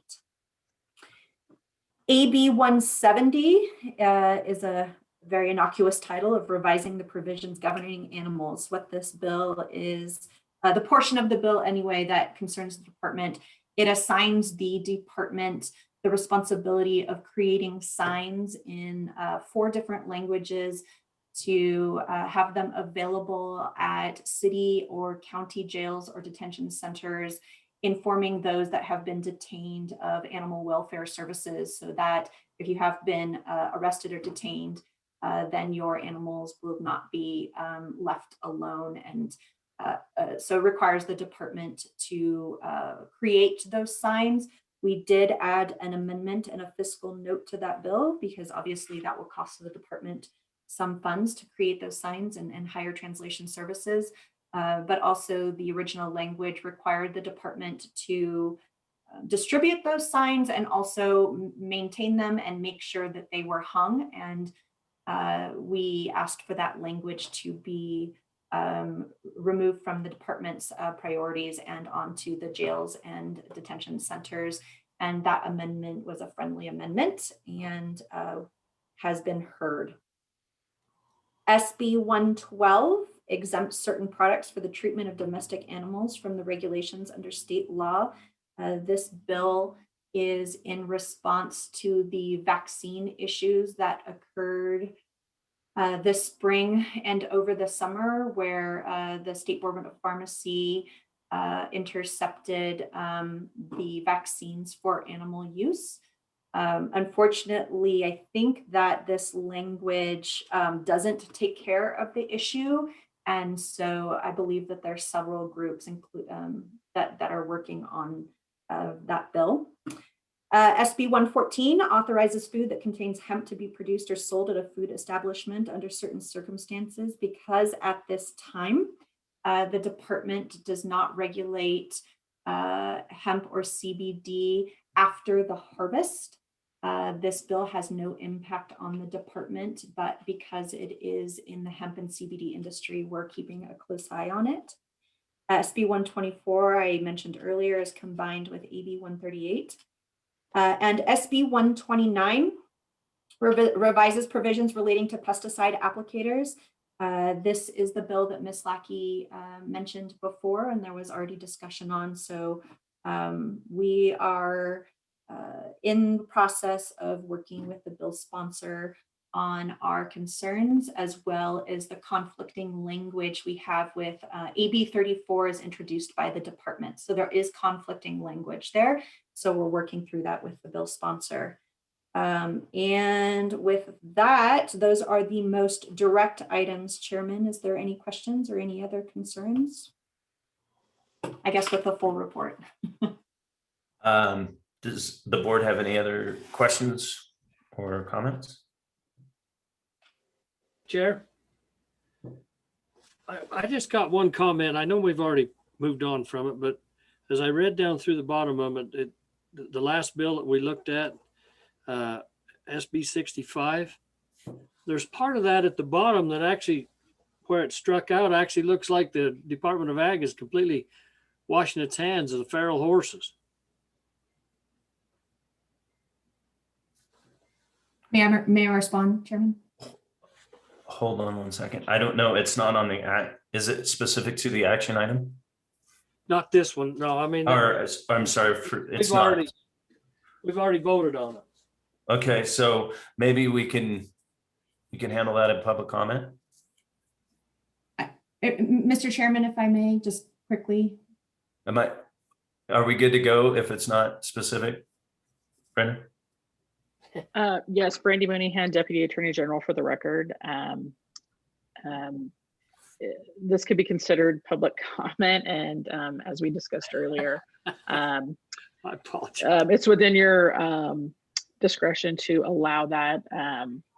The action item is closed, but if you want to allow the discussion, that would be appropriate. So let's allow the discussion. Go ahead, Director. I just want to cover my sins. Thank you, Mr. Higbee, for your question. And I'm happy to follow up with you as well and go line by line. But this is the same as the other answers that I gave, is that we're not removing authority. We're not adding authority. We're just rolling it up under animal industry, which is where it's assigned now. And so we are feral horses a part of our everyday life still.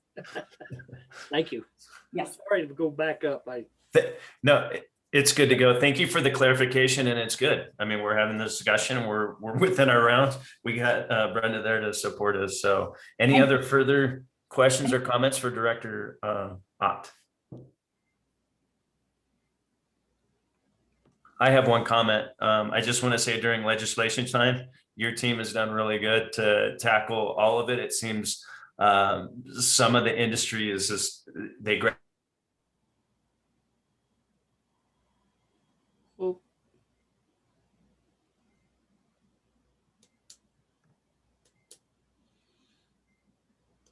Mr. Chair, if you can hear us. You And agriculture related. So thank you and your team.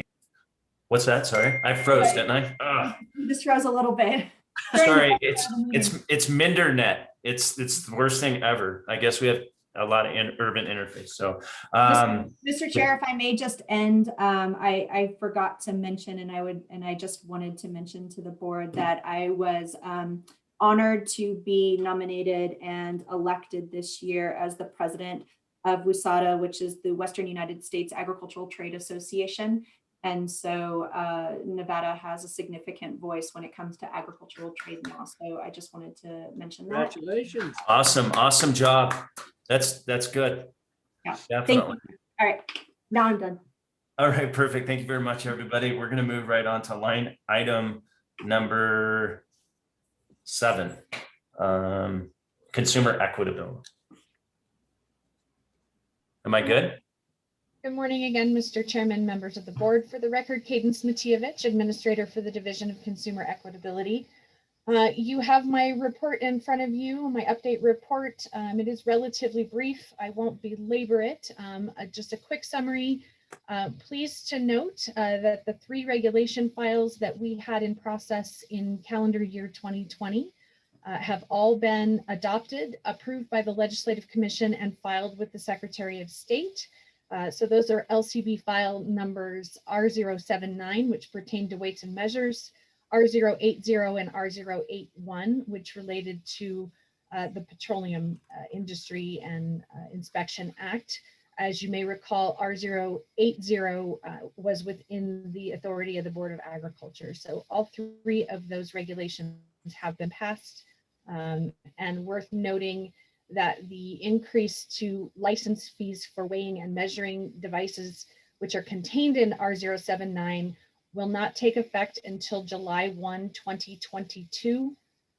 As the board may recall, when we embarked on an update to those fees in calendar year 2018, we had originally anticipated implementing that second phase of the fee increase in calendar year 2021. But given the current economic circumstances, we felt that it was prudent to defer that for 1 additional year. So those fee increases will go into effect in July of 2022. So I thought that was important to note for the members of the board and those members of industry and the public watching today. You have our program updates as far as our activities in each of the different programs in consumer equitability. We are doing well despite some complications in our operations, particularly in the field. I am pleased for so many reasons to report, and probably not news to most of you, but that with a number of Nevada's counties recently coming off of the state's tracker for elevated disease transmission, only 2 remain on there as of today, Elko and Nye counties, but particularly Clark County coming off of that flagged for elevated disease transmission list this week. We are able to expand our field activities and get back into indoor retail. Certainly, we still take considerations if we see that a business is at its reduced capacity. We will revisit them on a different day so that we're not impacting their ability to serve their customers. But certainly my team is very anxious to get back out and service that retail sector that we really have not been able to see over the last 12 months. As Director Ott shared, for she and others, consumer equitability has also continued to participate in regulations and standard settings virtually, both the National Conference on Weights and Measures and ASTM. So rest assured that your team at the Division of Consumer Equitability remains engaged and is working through uniform regulations that are set with those agencies and ensuring that Nevada's interests are well represented there. And with that, Mr. Chair, I would be pleased to take any questions that you or the members of the board might have. Thank you very much, Cadence. Does anybody have any questions or comments?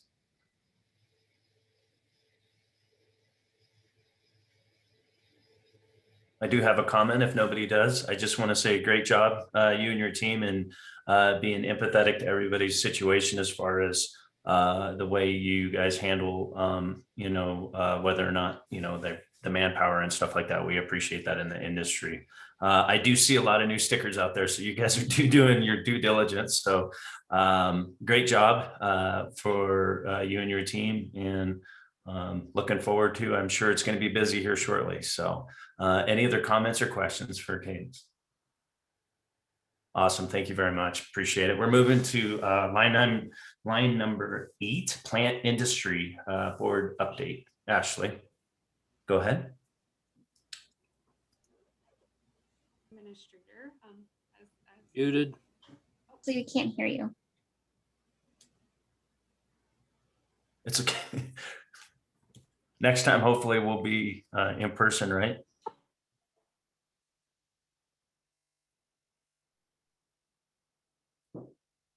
We'll give her a little bit.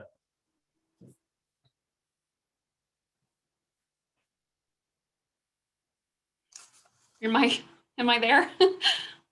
Good to go, Ashley. Go ahead. Okay, sorry about that. For the record, Ashley Jepson, Plant Industry Administrator. I apologize for the stall there. As Cadence mentioned, you guys have the reports in front of you, so I'll just try to mention some particular items that I wanted to highlight and expand upon. In your report, we discussed that our environmental scientist 4 was actually designated as one of the representatives on our state federal insecticide, fungicide, and rodenticide issues research and evaluation group.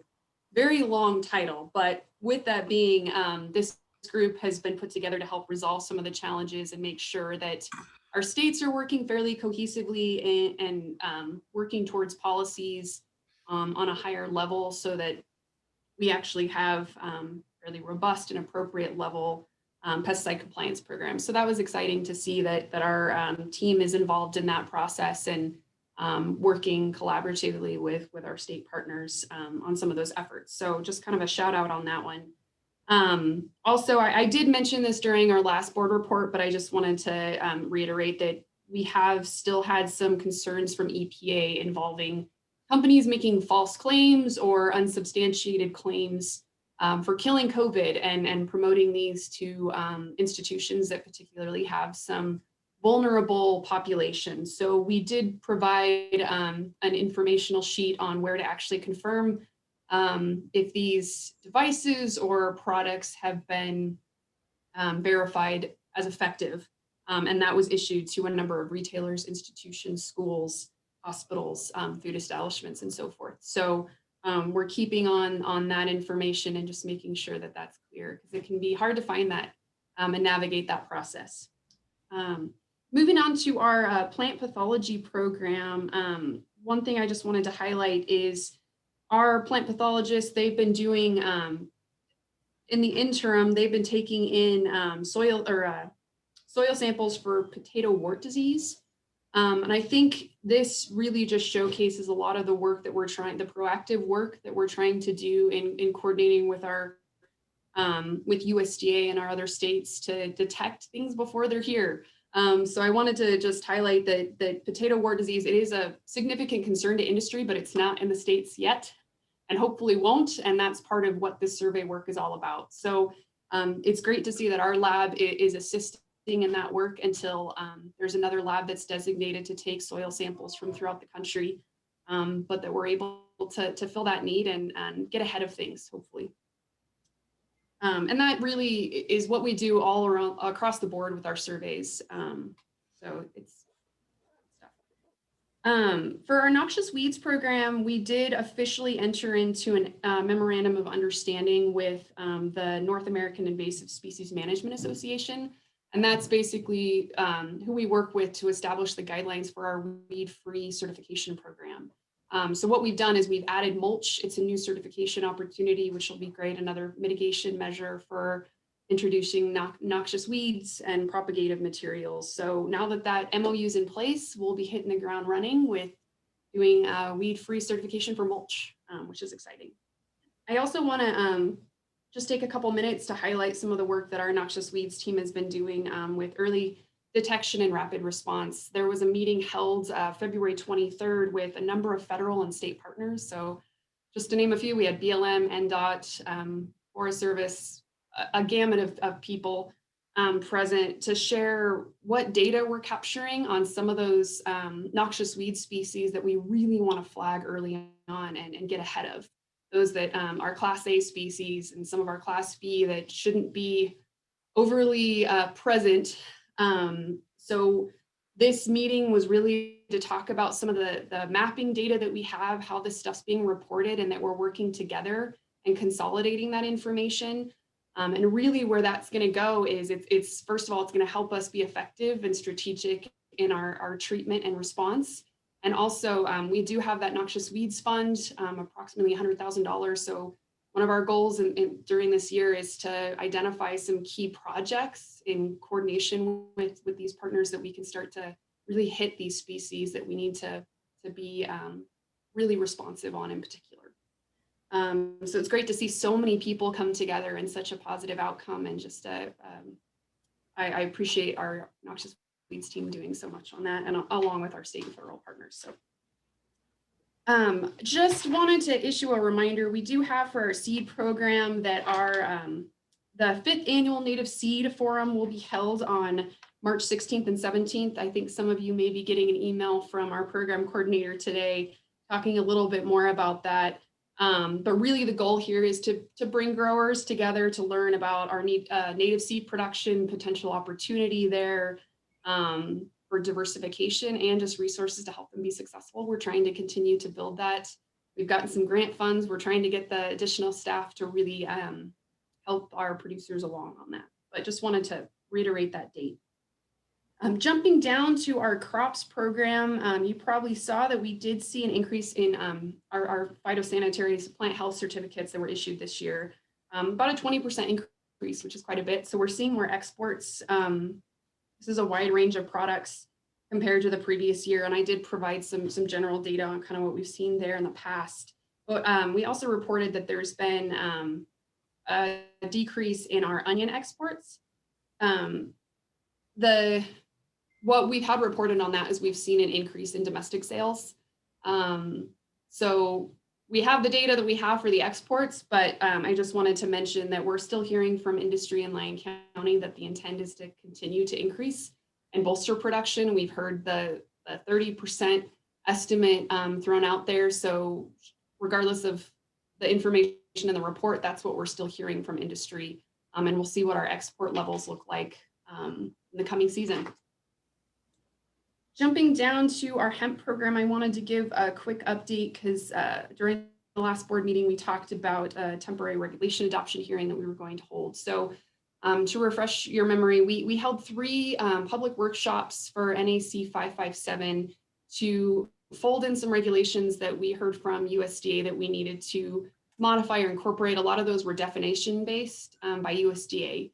We have to have a state plan in order to have a program moving forward. So we needed to get that buttoned up before we could move forward with our state plan. So we held 3 public workshops. We had great engagement, and we did have an adoption hearing in January, and it was filed February 17th of 2021. And for reference, the file is LCBT 001-21 for those of you that may want to take a look at that.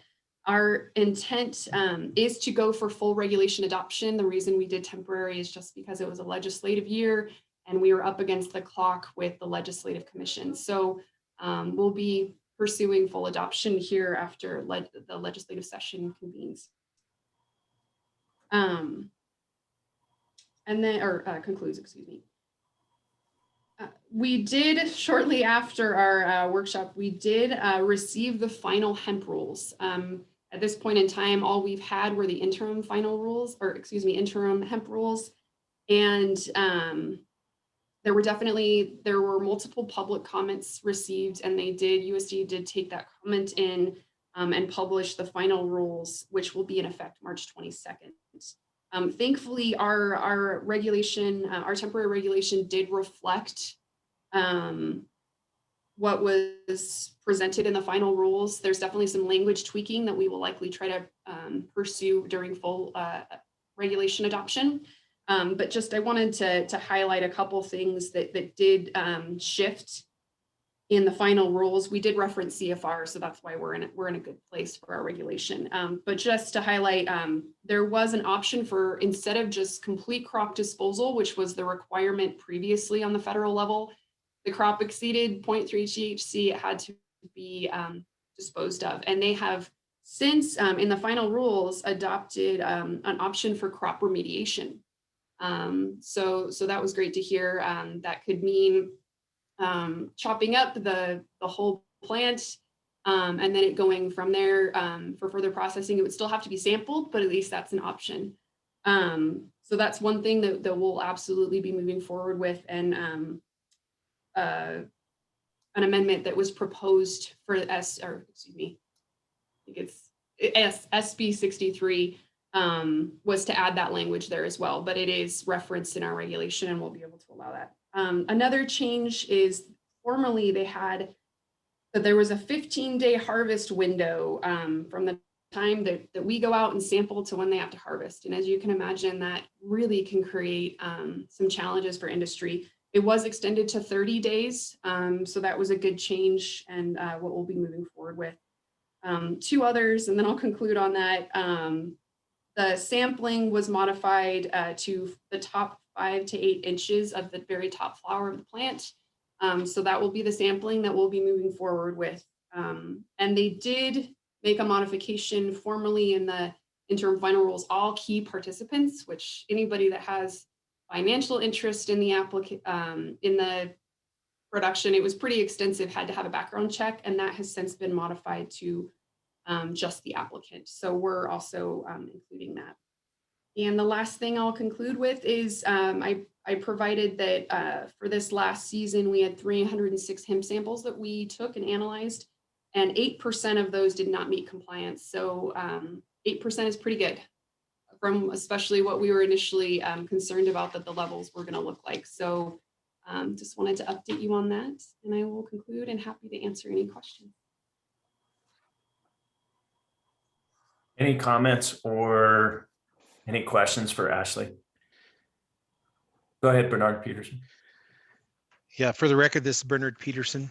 Ashley, with the hemp industry being a relatively new addition to Nevada agriculture, and the requirements and regulations that you're responsible for in your division, how is the fee structure set up for the travel and transport and laboratory work for all of your staff that have to add this to their normal duties within your department? How is that structured and paid for, and what's the impact on the budget? You're on mute, Ashley. I do apologize. I'm having audio issues. If you're asking me a question, I'm trying to fix it, but I can't hear anything you're saying. So bear with me for just a moment. I do apologize. Hey, Bernard, you could also put it in the chat if you'd like to. Can you hear us now, Ashley?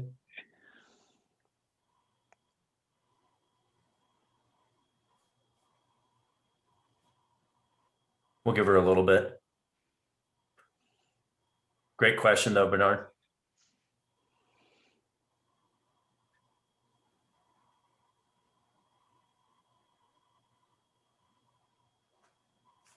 Sam, do you have contact with her?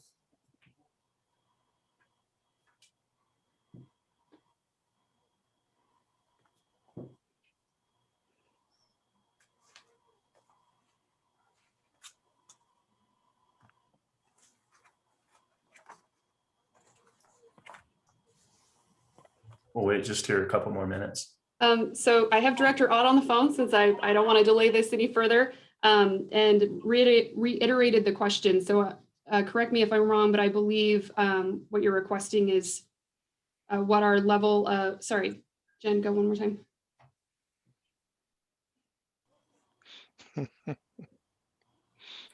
Technology, right? I thought it was only in Minden.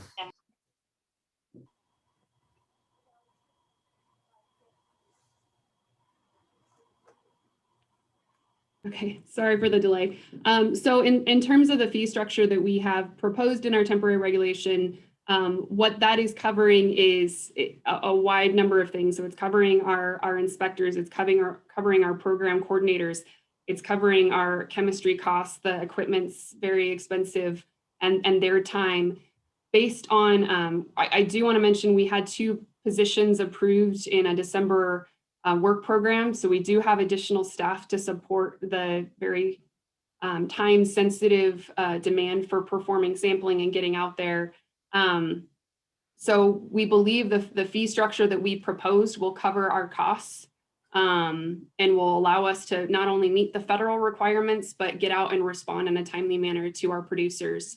And we're basing this off of the level of participation that we saw last year, which was still fairly comparable to 2018. So we've been projecting, we've been strategizing with our staff that are out in the rural areas. If they're doing multiple inspections and we can have them help with sampling, we're really trying to be efficient and strategize on that. So it's most cost effective as well. I hope that answered your question, but I'll mute myself and I've got Jen here if something else needs to be reiterated so I don't hold up the meeting. Thank you. Thank you. Any other questions or comments for Ashley? We'll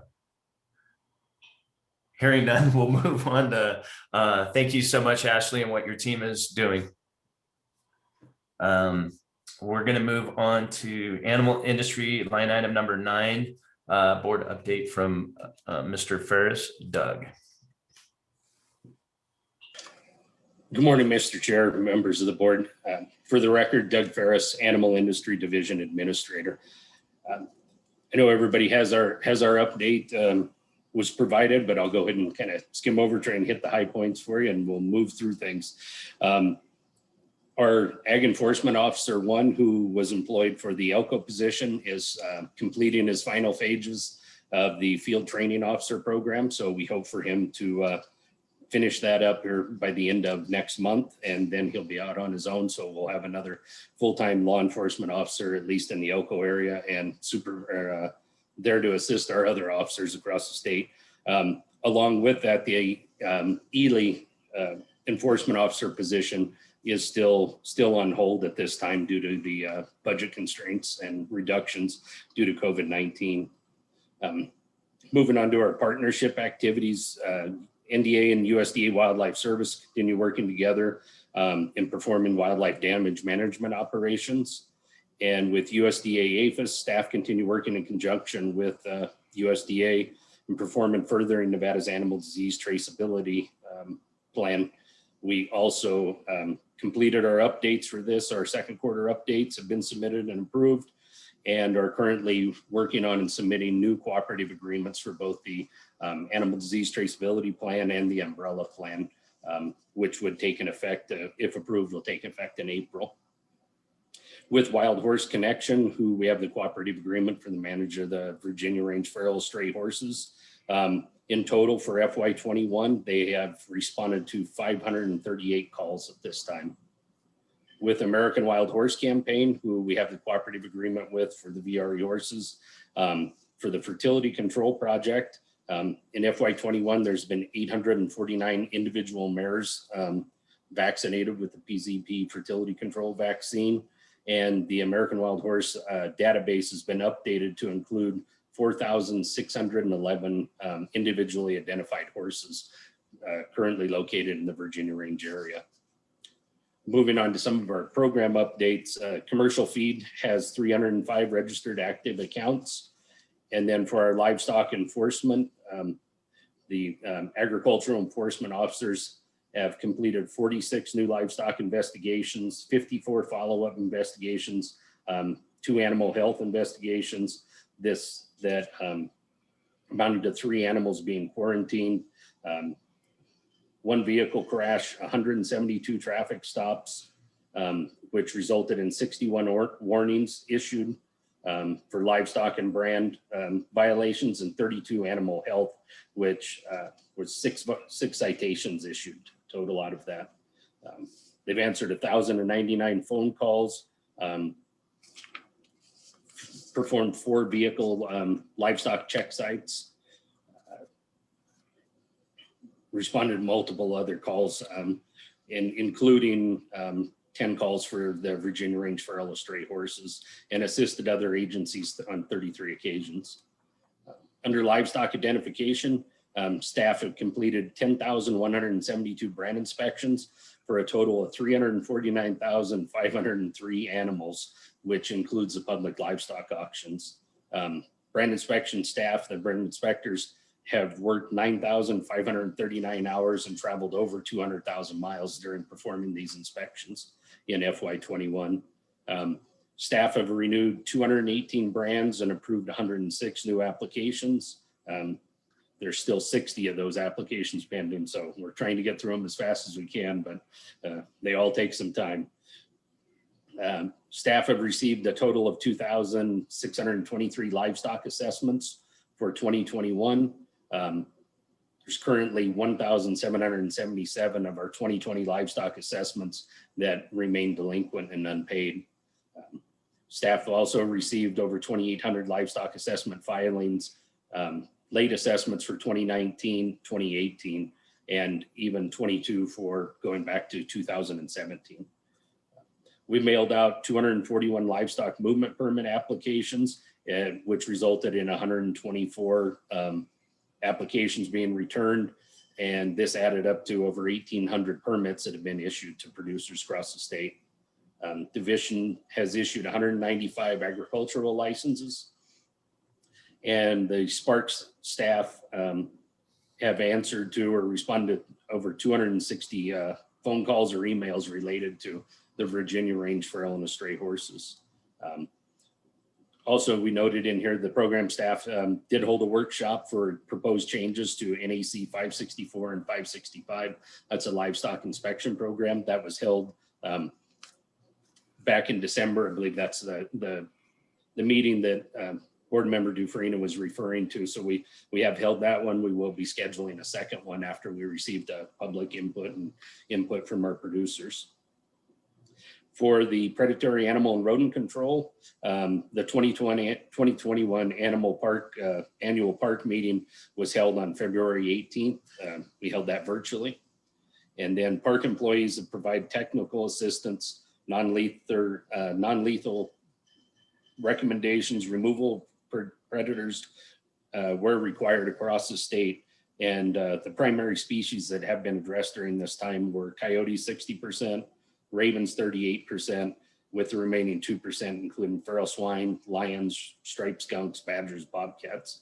They've provided over 1,400 individuals or businesses with public outreach, have taken 10 samples, and then the agricultural losses that have been verified by staff consisted of 12 calves, 67 chickens, 12 ducks, 12 turkeys, 2 goats, 260 sheep, and 10 acres of alfalfa. Under our veterinary medical services program, the pooled PCR testing was launched in December of 2020, and they're moving forward with that, doing pooled testing. I think we've had pretty good feedback from the industry and from our practitioners that we're getting quite a few samples coming in for pooled testing. The Animal Disease Lab has performed over 4,900 procedures, which equate to over 21,000 tests or services for the fiscal year. The ecobiologist position, that still remains on hold due to the budget reductions as well because of COVID-19. And then in November, the Animal Disease Lab successfully performed and passed an inspection by USDA related to equine infectious anemia testing. So we're pretty proud of all our lab staff. They've been busy and passing a lot of certifications and doing a lot, so it's been great. Our ADL supervisor, Laura Morrow, attended the Pacific Southwest Vector-Borne Disease Center of Excellence conference in February. She also provided a presentation in that, and Laura's actually going to provide that at the end of my report. So just as kind of an update on as far as vector control, she's going to give an update to the board. There's investigations involving trick infected and exposed herds. Those continue across the state with hold orders or quarantine orders being issued where needed. The scrap feeding inspections continue down south. RHDV2 investigations for the rabbits continues with 2 new affected Nevada counties. And this is still working in cooperation with USDA. And we've also updated our NDA website to put out some of the parameters and requirements that we have on that in order to try and help control that disease. The state veterinarian continues to work in conjunction with local law enforcement, animal authorities, and USDA on some investigations involving livestock and public health. And then there's investigations into animal imports continue in cooperation with other state animal health officials and the USDA. The NDA animal import requirements webpage was updated to reflect some of our changes to animal diseases and to improve compliance with the industry and producers across the state or neighboring states. For our dairy processing and auditing program, in September, 2 additional personnel from the Animal Disease Lab passed their grade A dairy FDA raw milk proficiency program. So this will support the department with backup and additional resources so we can continue with testing. NDA was awarded a grant through the Association of Food and Drug Officials for a little over $22,000, covering training costs and the dairy inspectors and laboratory staff. NDA distributed the graded the 2020 appendix proficiency tests for all grade A dairy sites, and all of those sites were successful in passing. All inspections frequency requirements were met for the dairy, meat, and poultry programs. Milk water samples collected and exceeded the minimum frequency requirements. Of the 14 milk pasteurizers in the state, 12 equipment tests were conducted through the quarter. 48 total equipment tests have been conducted in FY21. And we've had 38 warning and compliance notifications issued. 7 complaints have been received and addressed by staff. Inspection staff have collected 550 milk samples and 107 water samples and collected 500 brucellosis samples during this year. Inspection staff evaluated 24 milk plant samplers and 29 milk haulers, and then conducted 3 farm ratings, 6 single service ratings, and 3 lab evaluations for FY21. The dairy lab participated in FDA proficiency testing, and also program staff held a workshop for proposed changes to NAC 583. We received public comment on that and input, and we are working on revising that language, and then we'll notice out another workshop for that. The auditing staff has conducted retail price surveys and general store investigations of over 1,000 locations between Southern and Northern Nevada. Audit staff completed 36 investigative remittance closeout audits, and the annual distribution licensing renewals continue to be processed currently, and continue to identify unregistered distributors importing regulated dairy products into Nevada. And with that, the next section is the under our industry impact, which Animal Disease Lab Supervisor Laura Morrow is going to present. So I don't know if you'd like me to take questions at this time, Mr. Chair, or move on to Laura's portion. We could just wait for Laura after Laura's presentation, and we'll have a ton of questions for you guys. Thank you very much. Thank you. Go ahead, Laura. Thank you, Mr. Chairman and the board. For the record, this is Laura Morrow, and I'm going to share my screen here.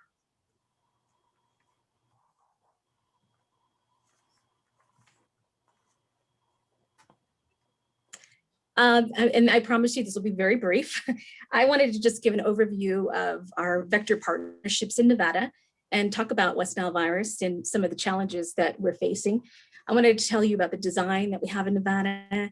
You may already know some of this. I wanted to share with you all of our partnering agencies, a little bit about the epidemiology on the human side, COVID impacts, challenges in our forecast for 2021. And if you didn't know, we collaborate with a number of vector agencies, including city, county, and Indian Health Services.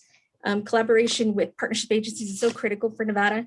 We do our best to make sure that we can provide adequate testing from the side of NDA. with adequate funding and to support surveillance in the frontier counties.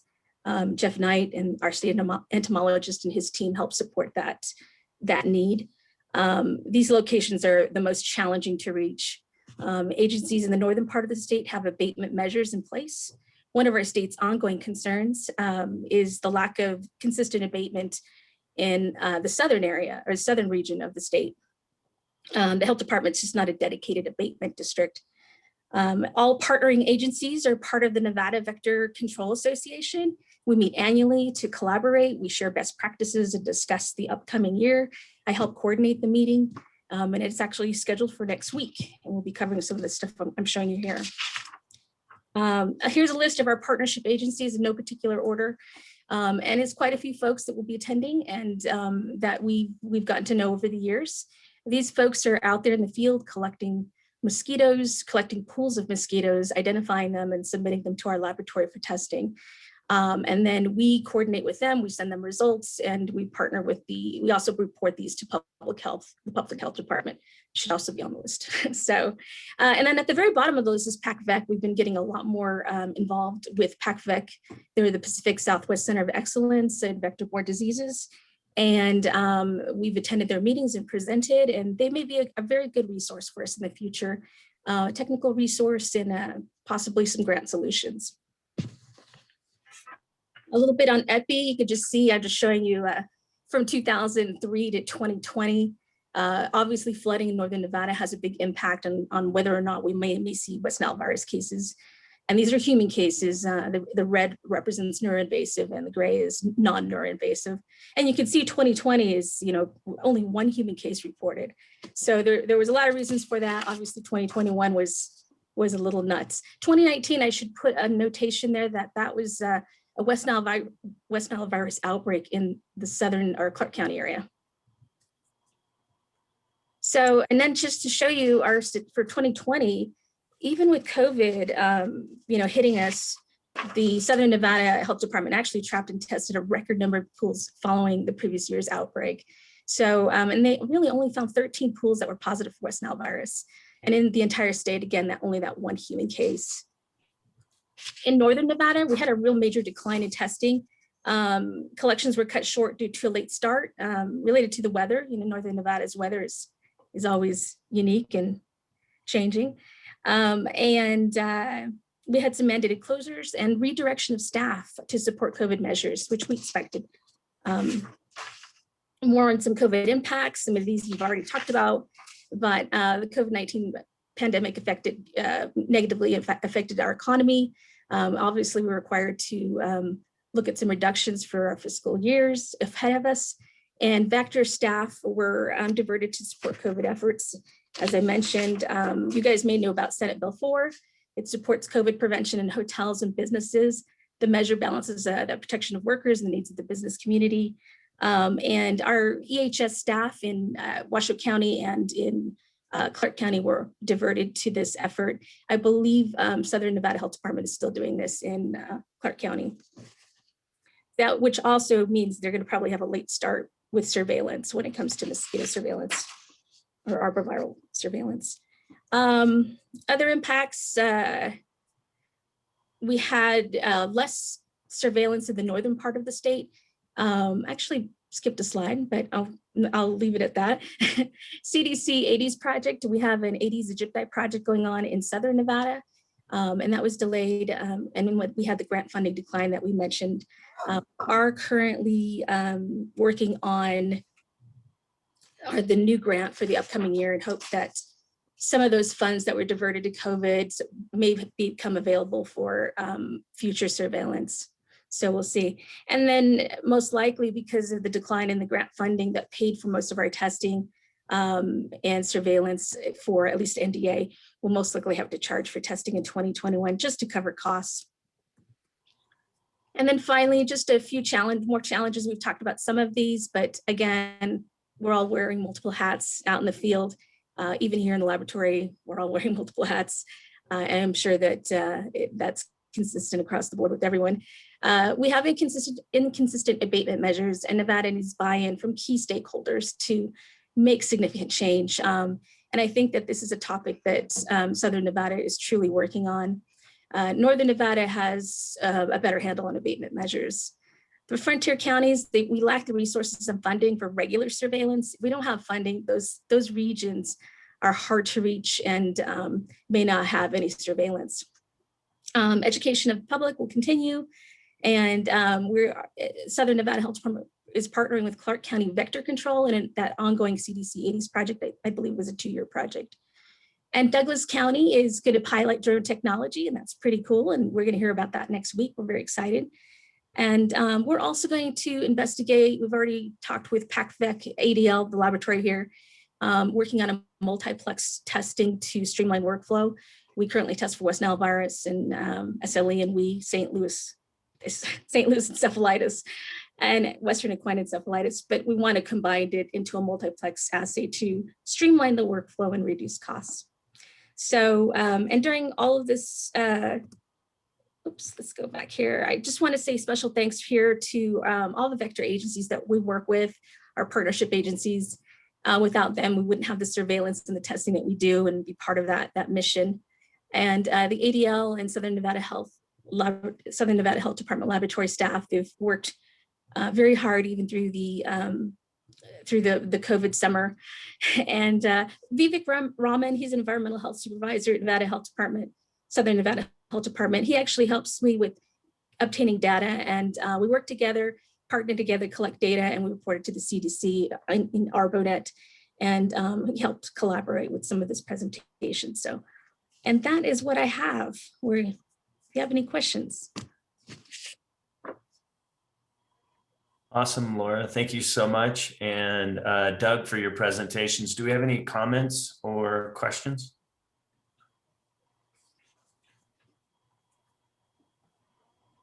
Great job, you guys. That's a lot of data, a lot of information that is out there. So way to capture it and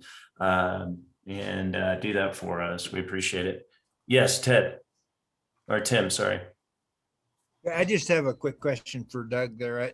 Just out of curiosity, on the trick herds exposed and infected herds, can you give me an idea how many you have right now?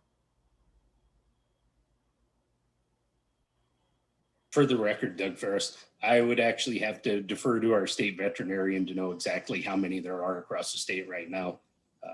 I believe Dr. Mitchell is on the meeting as well.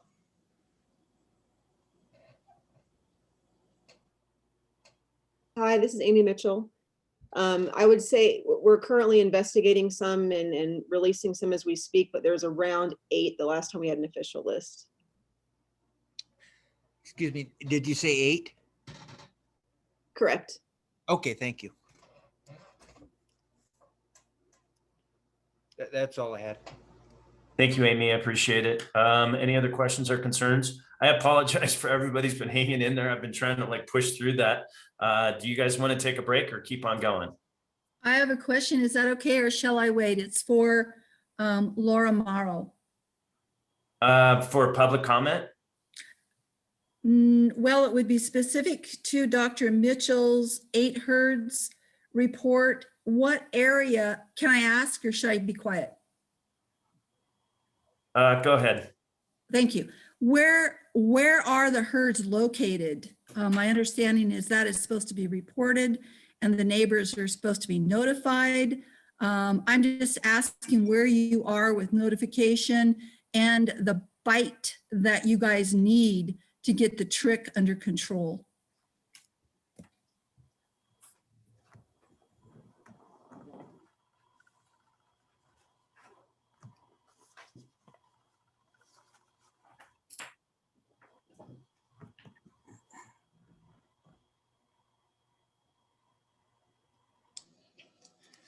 Mr. Chair, for the record, Doug Ferris, I'll try and answer some of that. I don't know the areas exactly. I know Dr. Mitchell could probably give us as far as northern, eastern, southern, whatever Nevada part of the state that we can release. I do know whenever we get a positive trick sample, Dr. Mitchell does follow up with the herd veterinarian producer, and then throughout the epi study does contact the neighboring herds or anybody that may have been a contact herd. Thank you, Doug.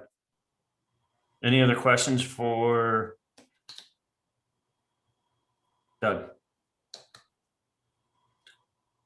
All right, we're going to close out. We're going to take a 10-minute recess for everybody. Like I said, thank you for hanging in there. I'm just like trying to knock it all out, but we'll do 10-minute recess. It's 11:25, so 11:35. We'll be back on. Go ahead and close your background screen if you want to, or you could leave it on. We'll be back. Thank you, guys.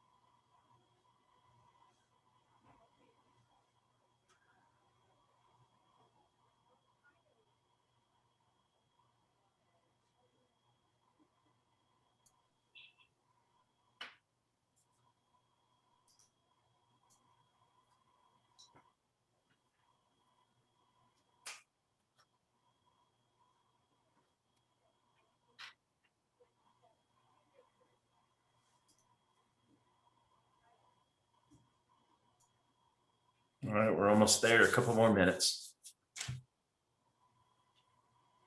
I had to throw on my jacket. It was getting cold. We don't turn the heat up unless it's your birthday around here, apparently. So.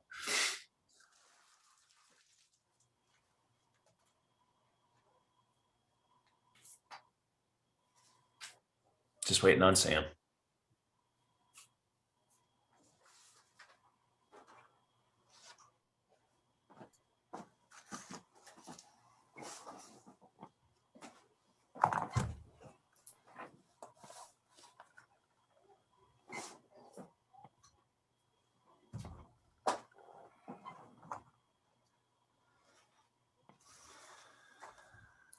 Welcome back, everybody. Sam, do we have everybody? It looks like everybody's still on.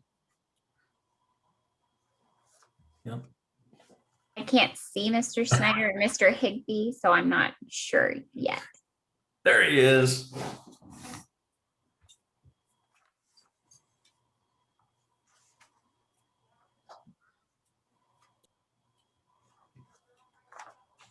We'll wait one more minute for Varlin.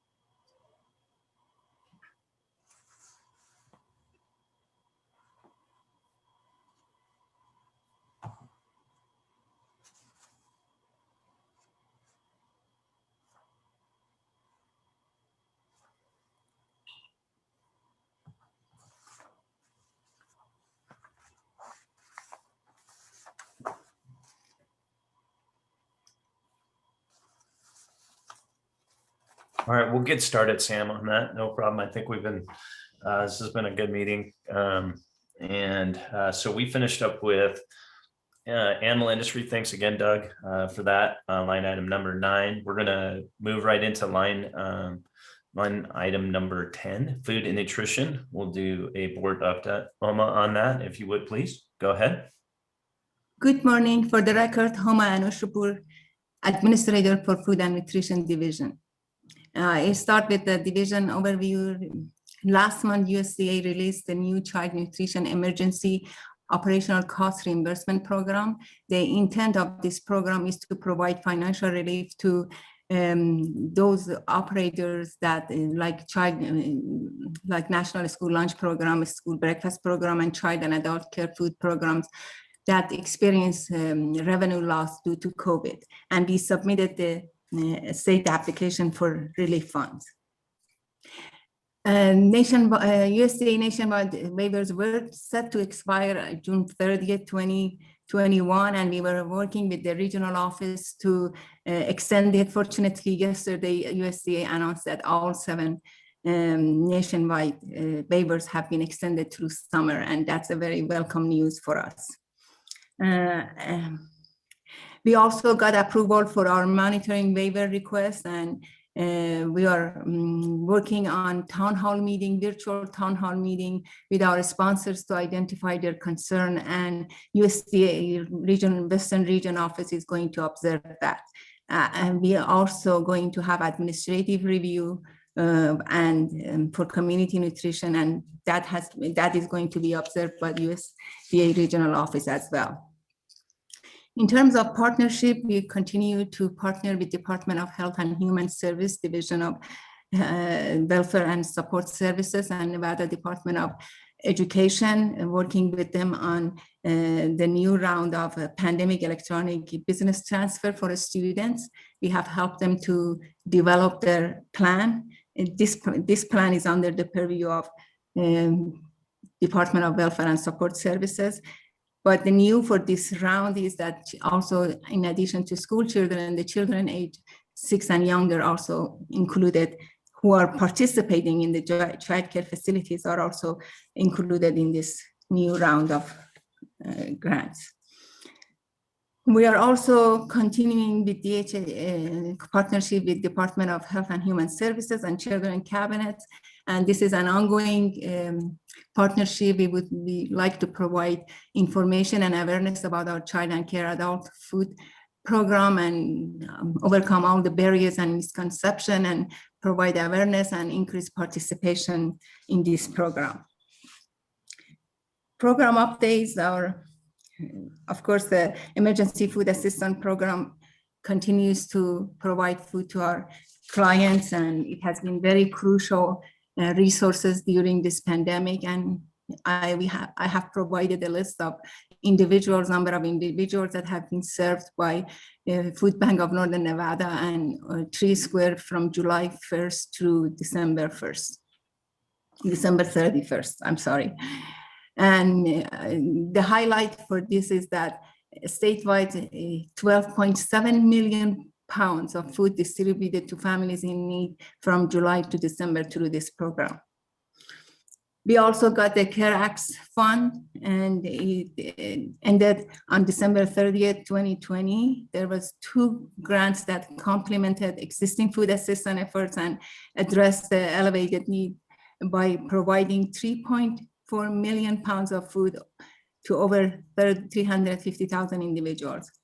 This was through, as I said, 2 grants. One was for community organizations and one for 2 food banks. I would like to just highlight the numbers just to show the impact of this program on our community organizations. We provided 3.25 million to 14 community organizations to support home deliveries, expand food access, and food distribution infrastructure from July through December. The grantees for this portion purchased and distributed over 2.3 million pounds of food and distributed to 233,000 individuals, and 13,000 food delivery has been conducted to the needy individuals. And also $450,000 was used in food distribution infrastructure, including cooler, freezers, delivery trucks, and warehouse racking. The second portion of this, about $3.5 million, was awarded to Food Bank of Northern Nevada and 3 Square for the same purpose. And from July through December, they purchased and distributed 1.1 million pounds of food, distributed to 120,000 individuals, conducted 22,000 home deliveries, and $160,000 was spent for Food Bank of Northern Nevada to expand Northern Nevada's food storage capacity to meet the elevated needs. And we are very proud of these programs that has been really instrumental in filling the gaps that existed because of in the past and also because of COVID.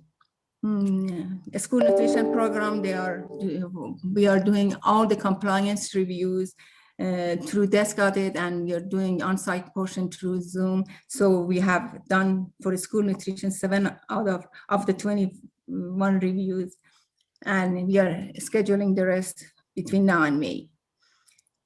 And also we got 2 grants, one fresh food and vegetables grants to provide fresh produce to school children, and it is distributed in a grab and go fashion alongside the summer food and seamless summer program. We also received equipment grant. This grant provides sponsor equipments up to $20,000 per school, and we awarded 15 schools with $243,000 in funds.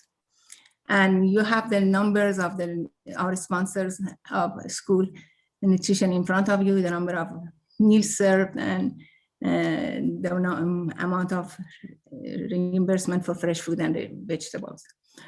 With community nutrition, we purchased a new system, a new web-based system through a one-shot USDA reallocation for both child and adult care food program and summer food program, and for application and claim. And this program also has a module for our administrative compliance reviews and storage for documentation. It's just an effort to put everything online and decrease the paperwork.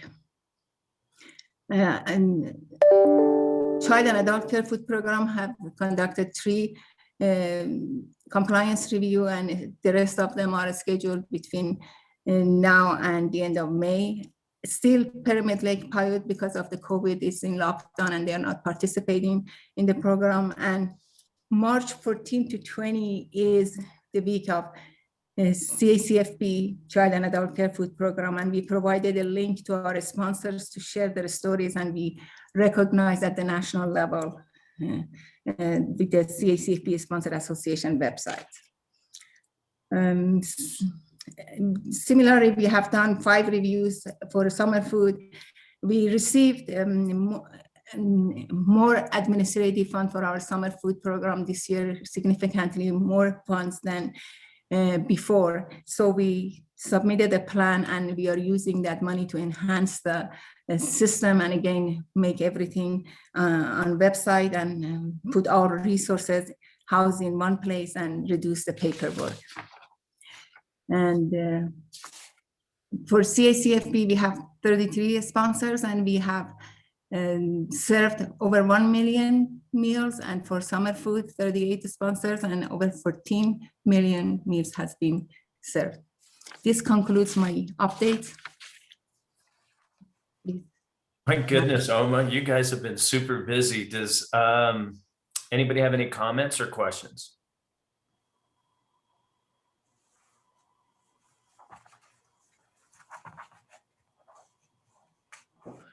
Once again, Oma, thank you for your you and your department's team trying to juggle through COVID. I can imagine it's crazy, but exciting news. We got students going into school and being ready to go and all that stuff. Your programs are awesome. Keep up the good work. Thank you. So we did food and nutrition, got that knocked down, almost done. Line item number 11. We got a bunch of stuff packed for you from Jerry Conrad. We'll start off with a board update from you. Thanks, Jerry. Hi, good almost afternoon. Jerry Conrad, Deputy Director for the Department of Agriculture, for the record. I will touch on a few high points here for the administration board update, but feel free, if you have any questions about any of the items, just let me know. Communication efforts since the last board meeting include the announcement of 2 centennial farms and homesteads in 2020, which is always exciting. Latin Farms and Weiss House Homestead, sorry, those 2 close together are a little bit hard, were both founded in 1918. And if you click through on that link, you can see the release that went out, but also there's a lot of photos from both the farm and the homestead. So please take a look at that when you have a minute. The announcement of funding for a specialty crop block program grant through USDA. So I think initial letters of intent are due the 15th of this month, and then the full proposal is due April 15th. NDA's ongoing outreach and education efforts include our industry updates and the director's monthly newsletters. Again, we have links to those on the board report on the website. Please sign up if you're not already receiving those, lots of information in there. And as was mentioned earlier, our cornerstone pieces, the 2021 NDA biannual report and the 2021 economic analysis of the food and agriculture sectors in Nevada. And those are also nice pieces, and PDFs of those can be found on our website. The global trade and economic development activities continue. From January through March, Nevada has 3 food service oriented companies participating in a market promotion in South Korea. And our trade officer, Dylan Davidson, conducted international trade market research for 4 new agribusinesses interested in entering the global market. And that's, you know, an important part of our trade officer's position, is educating people on how to access the global market. And moving forward, our trade officer will publish a quarterly trade report to capture new and developing trends that will be included in the director's monthly newsletter. Any questions on any? Any questions for Jerry or comments? Awesome, great job. you guys are jumping through the hoop trying to make sure you update everything and get it all done. And great job on Dylan. I'm sure with the new administration, it'll be interesting the dynamics of how to move forward. But he's a great tool for getting that information, opportunities, and exports. So thank you, Jerry. We're going to move down to B now, Department Travel Policy Revision.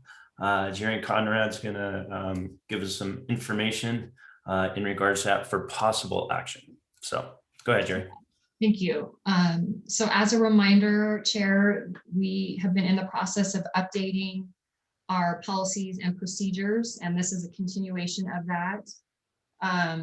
These, and you'll see kind of the details in here of what date that, you know, these policies replace.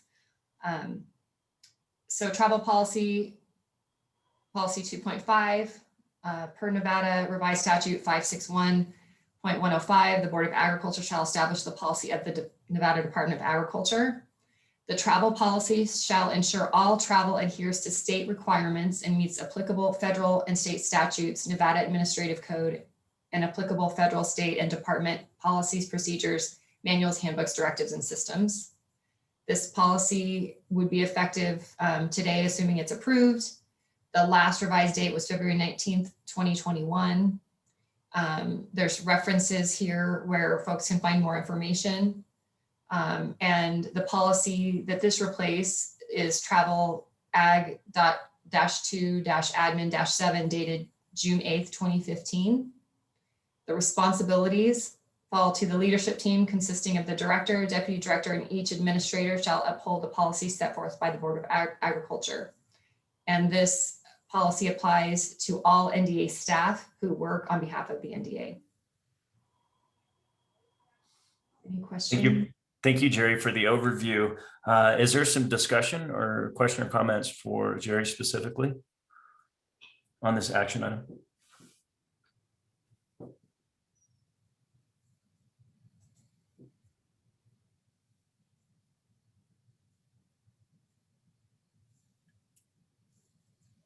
Does someone want to make a motion for this letter B in line item 11?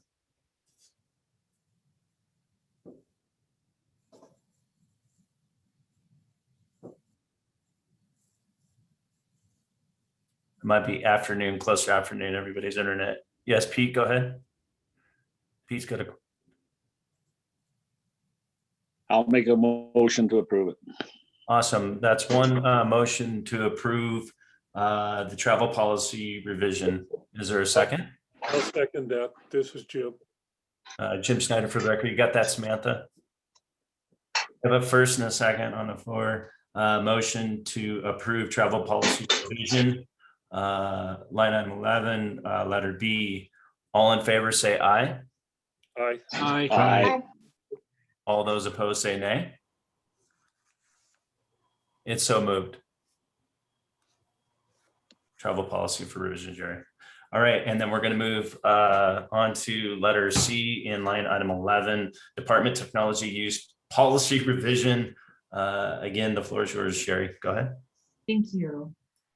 The technology use policy 2.4, this one is slightly different in that it combines two previous policies under one policy, but again, you'll see that down below. The technology use policy shall ensure uniform guidance for the use of technology equipment by all staff and meet applicable federal and state statutes, Nevada Administrative Code, and applicable federal, state, and department policies, procedures, manuals, handbooks, directives, and systems. As you can see, that kind of, I want to say generic line, but very important line, we want to make sure, I just want to explain, right? It's repetitive in all of these, but we do want to make sure that we're covering, you know, any applicable thing, item that could come up to these individual policies that could be developed. This policy again would be effective today if it is approved. Last revised date was February 18th, 2021. There's various NRS references, state administrative manual references, and our state information security policy standards and procedures there. This policy replaces two previous policies, the computer use, Agriculture 2 Administrative-6 dated December 3rd, 2014, and telephone use, Agriculture 2, Administrative 2, dated December 3rd, 2014. Responsibilities fall to the leadership team consisting of the director, deputy director, and each administrator shall uphold the policies set forth by the Board of Agriculture. And this policy applies to all NDA staff and those who work on behalf of the NDA. Awesome. Thank you, Terry. So this is another action item for our possible action item. Does anybody want to make a motion on the technology use policy revision? I'll make a motion that we go ahead and accept this. Thank you, Charlie. That's one motion on the floor. Is there a second? I'll second. I think we'll give it to Snyder. I think it was up there, Sam. So Jim Snyder made for the record, second motion on for the technology use policy revision. All in favor, say aye. Aye. Aye. All those opposed, say nay. Awesome. It's so moved. Item number 11, still in letter D, Department Workforce Performance Standards Policy Revision for possible action. Jerry, go ahead. Thank you. Just briefly, our work performance standards are what an employee receives when they start, and they outline their job elements and then what's expected of their performance in meeting those elements. And they're evaluated on those 3 times during their first year and then annually thereafter. So the work performance standards policy shall ensure work performance standards accurately reflect each position's job elements and performance expectations and meets applicable federal and state statutes, Nevada Administrative Code, and applicable federal, state, and department policies, procedures, manuals, handbooks, directives, and systems. The policy would be effective today, March 10th, 2021, assuming it's approved. Last revised date of this policy, February 19th, 2021. Various references through our NRS, NAC, and the state administrative manual.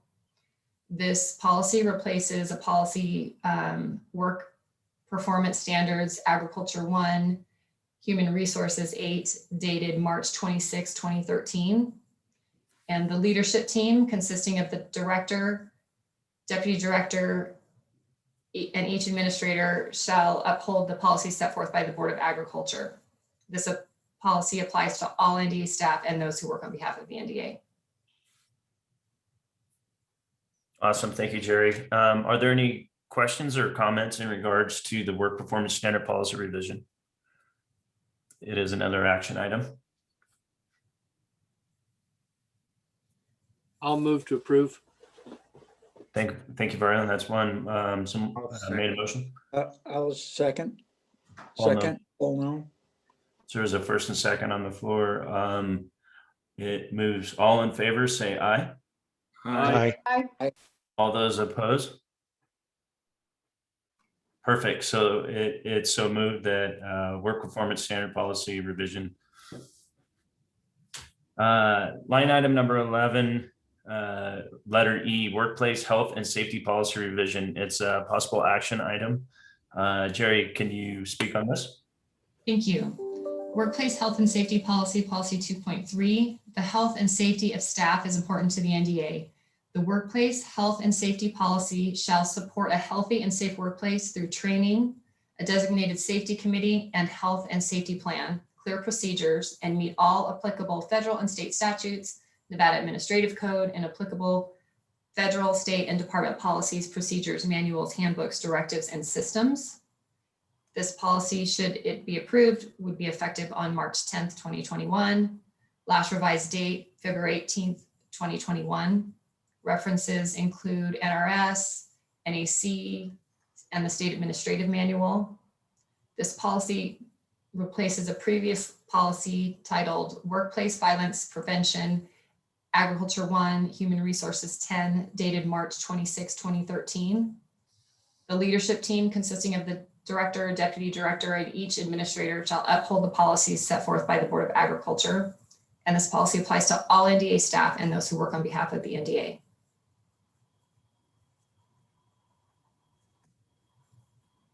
Thank you very much, Jerry. Is there any comments or questions in regards to the workplace health and safety policy revision?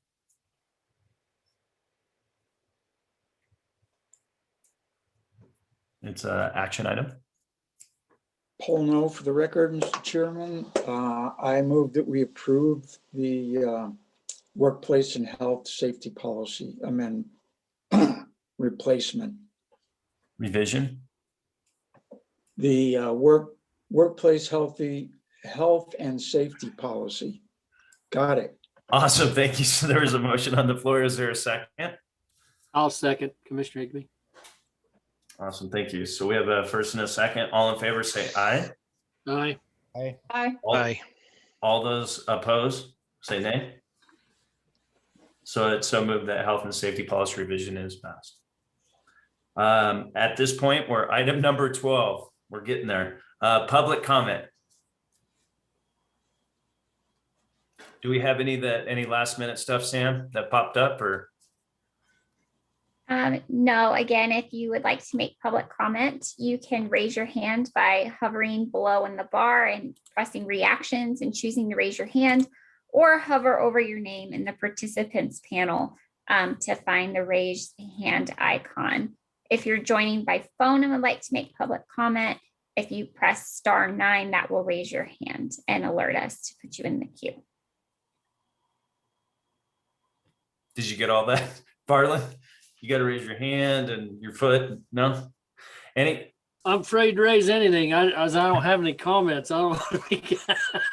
All right, Raise perfect. your hand, you're it, you know. Well, I just want to say, if there's no public comment, it sounds like it'll, oh, we got one. Sorry, go ahead. State your name, please, for the record. For the record, Mackenzie Campbell, just wanted to comment on the petroleum industry. Just wanted to say thank you and support for AB 31. This is a very important topic currently dealing with quality controls or standards. This is a newer product to the market as the last 10 years and previously only affected the on-road market. As of 2020, there's certain emissions controls that are requiring it in all OEMs, specifically off-road. So we'll be seeing a lot more of this product, which I think will bring more products to the market. And I think it's very important that we set standards to ensure the quality of these products for our consumers. Thank you, Mackenzie. I appreciate it. Is there any other public comment? All right, public comment is closed. I just want to say thank you, everybody that came today and is putting forth the effort and their time. I know we've got busy schedule, stuff's turning green. We got to start dragging fields, and I see borders, sheep moving around. So I think it's busy, and I appreciate once again your guys' time and comments and being active for agriculture for the state of Nevada. So without anything else, we're going to go ahead and adjourn and have a great day. Thank you, guys. Thank you. Thank you. Thank you.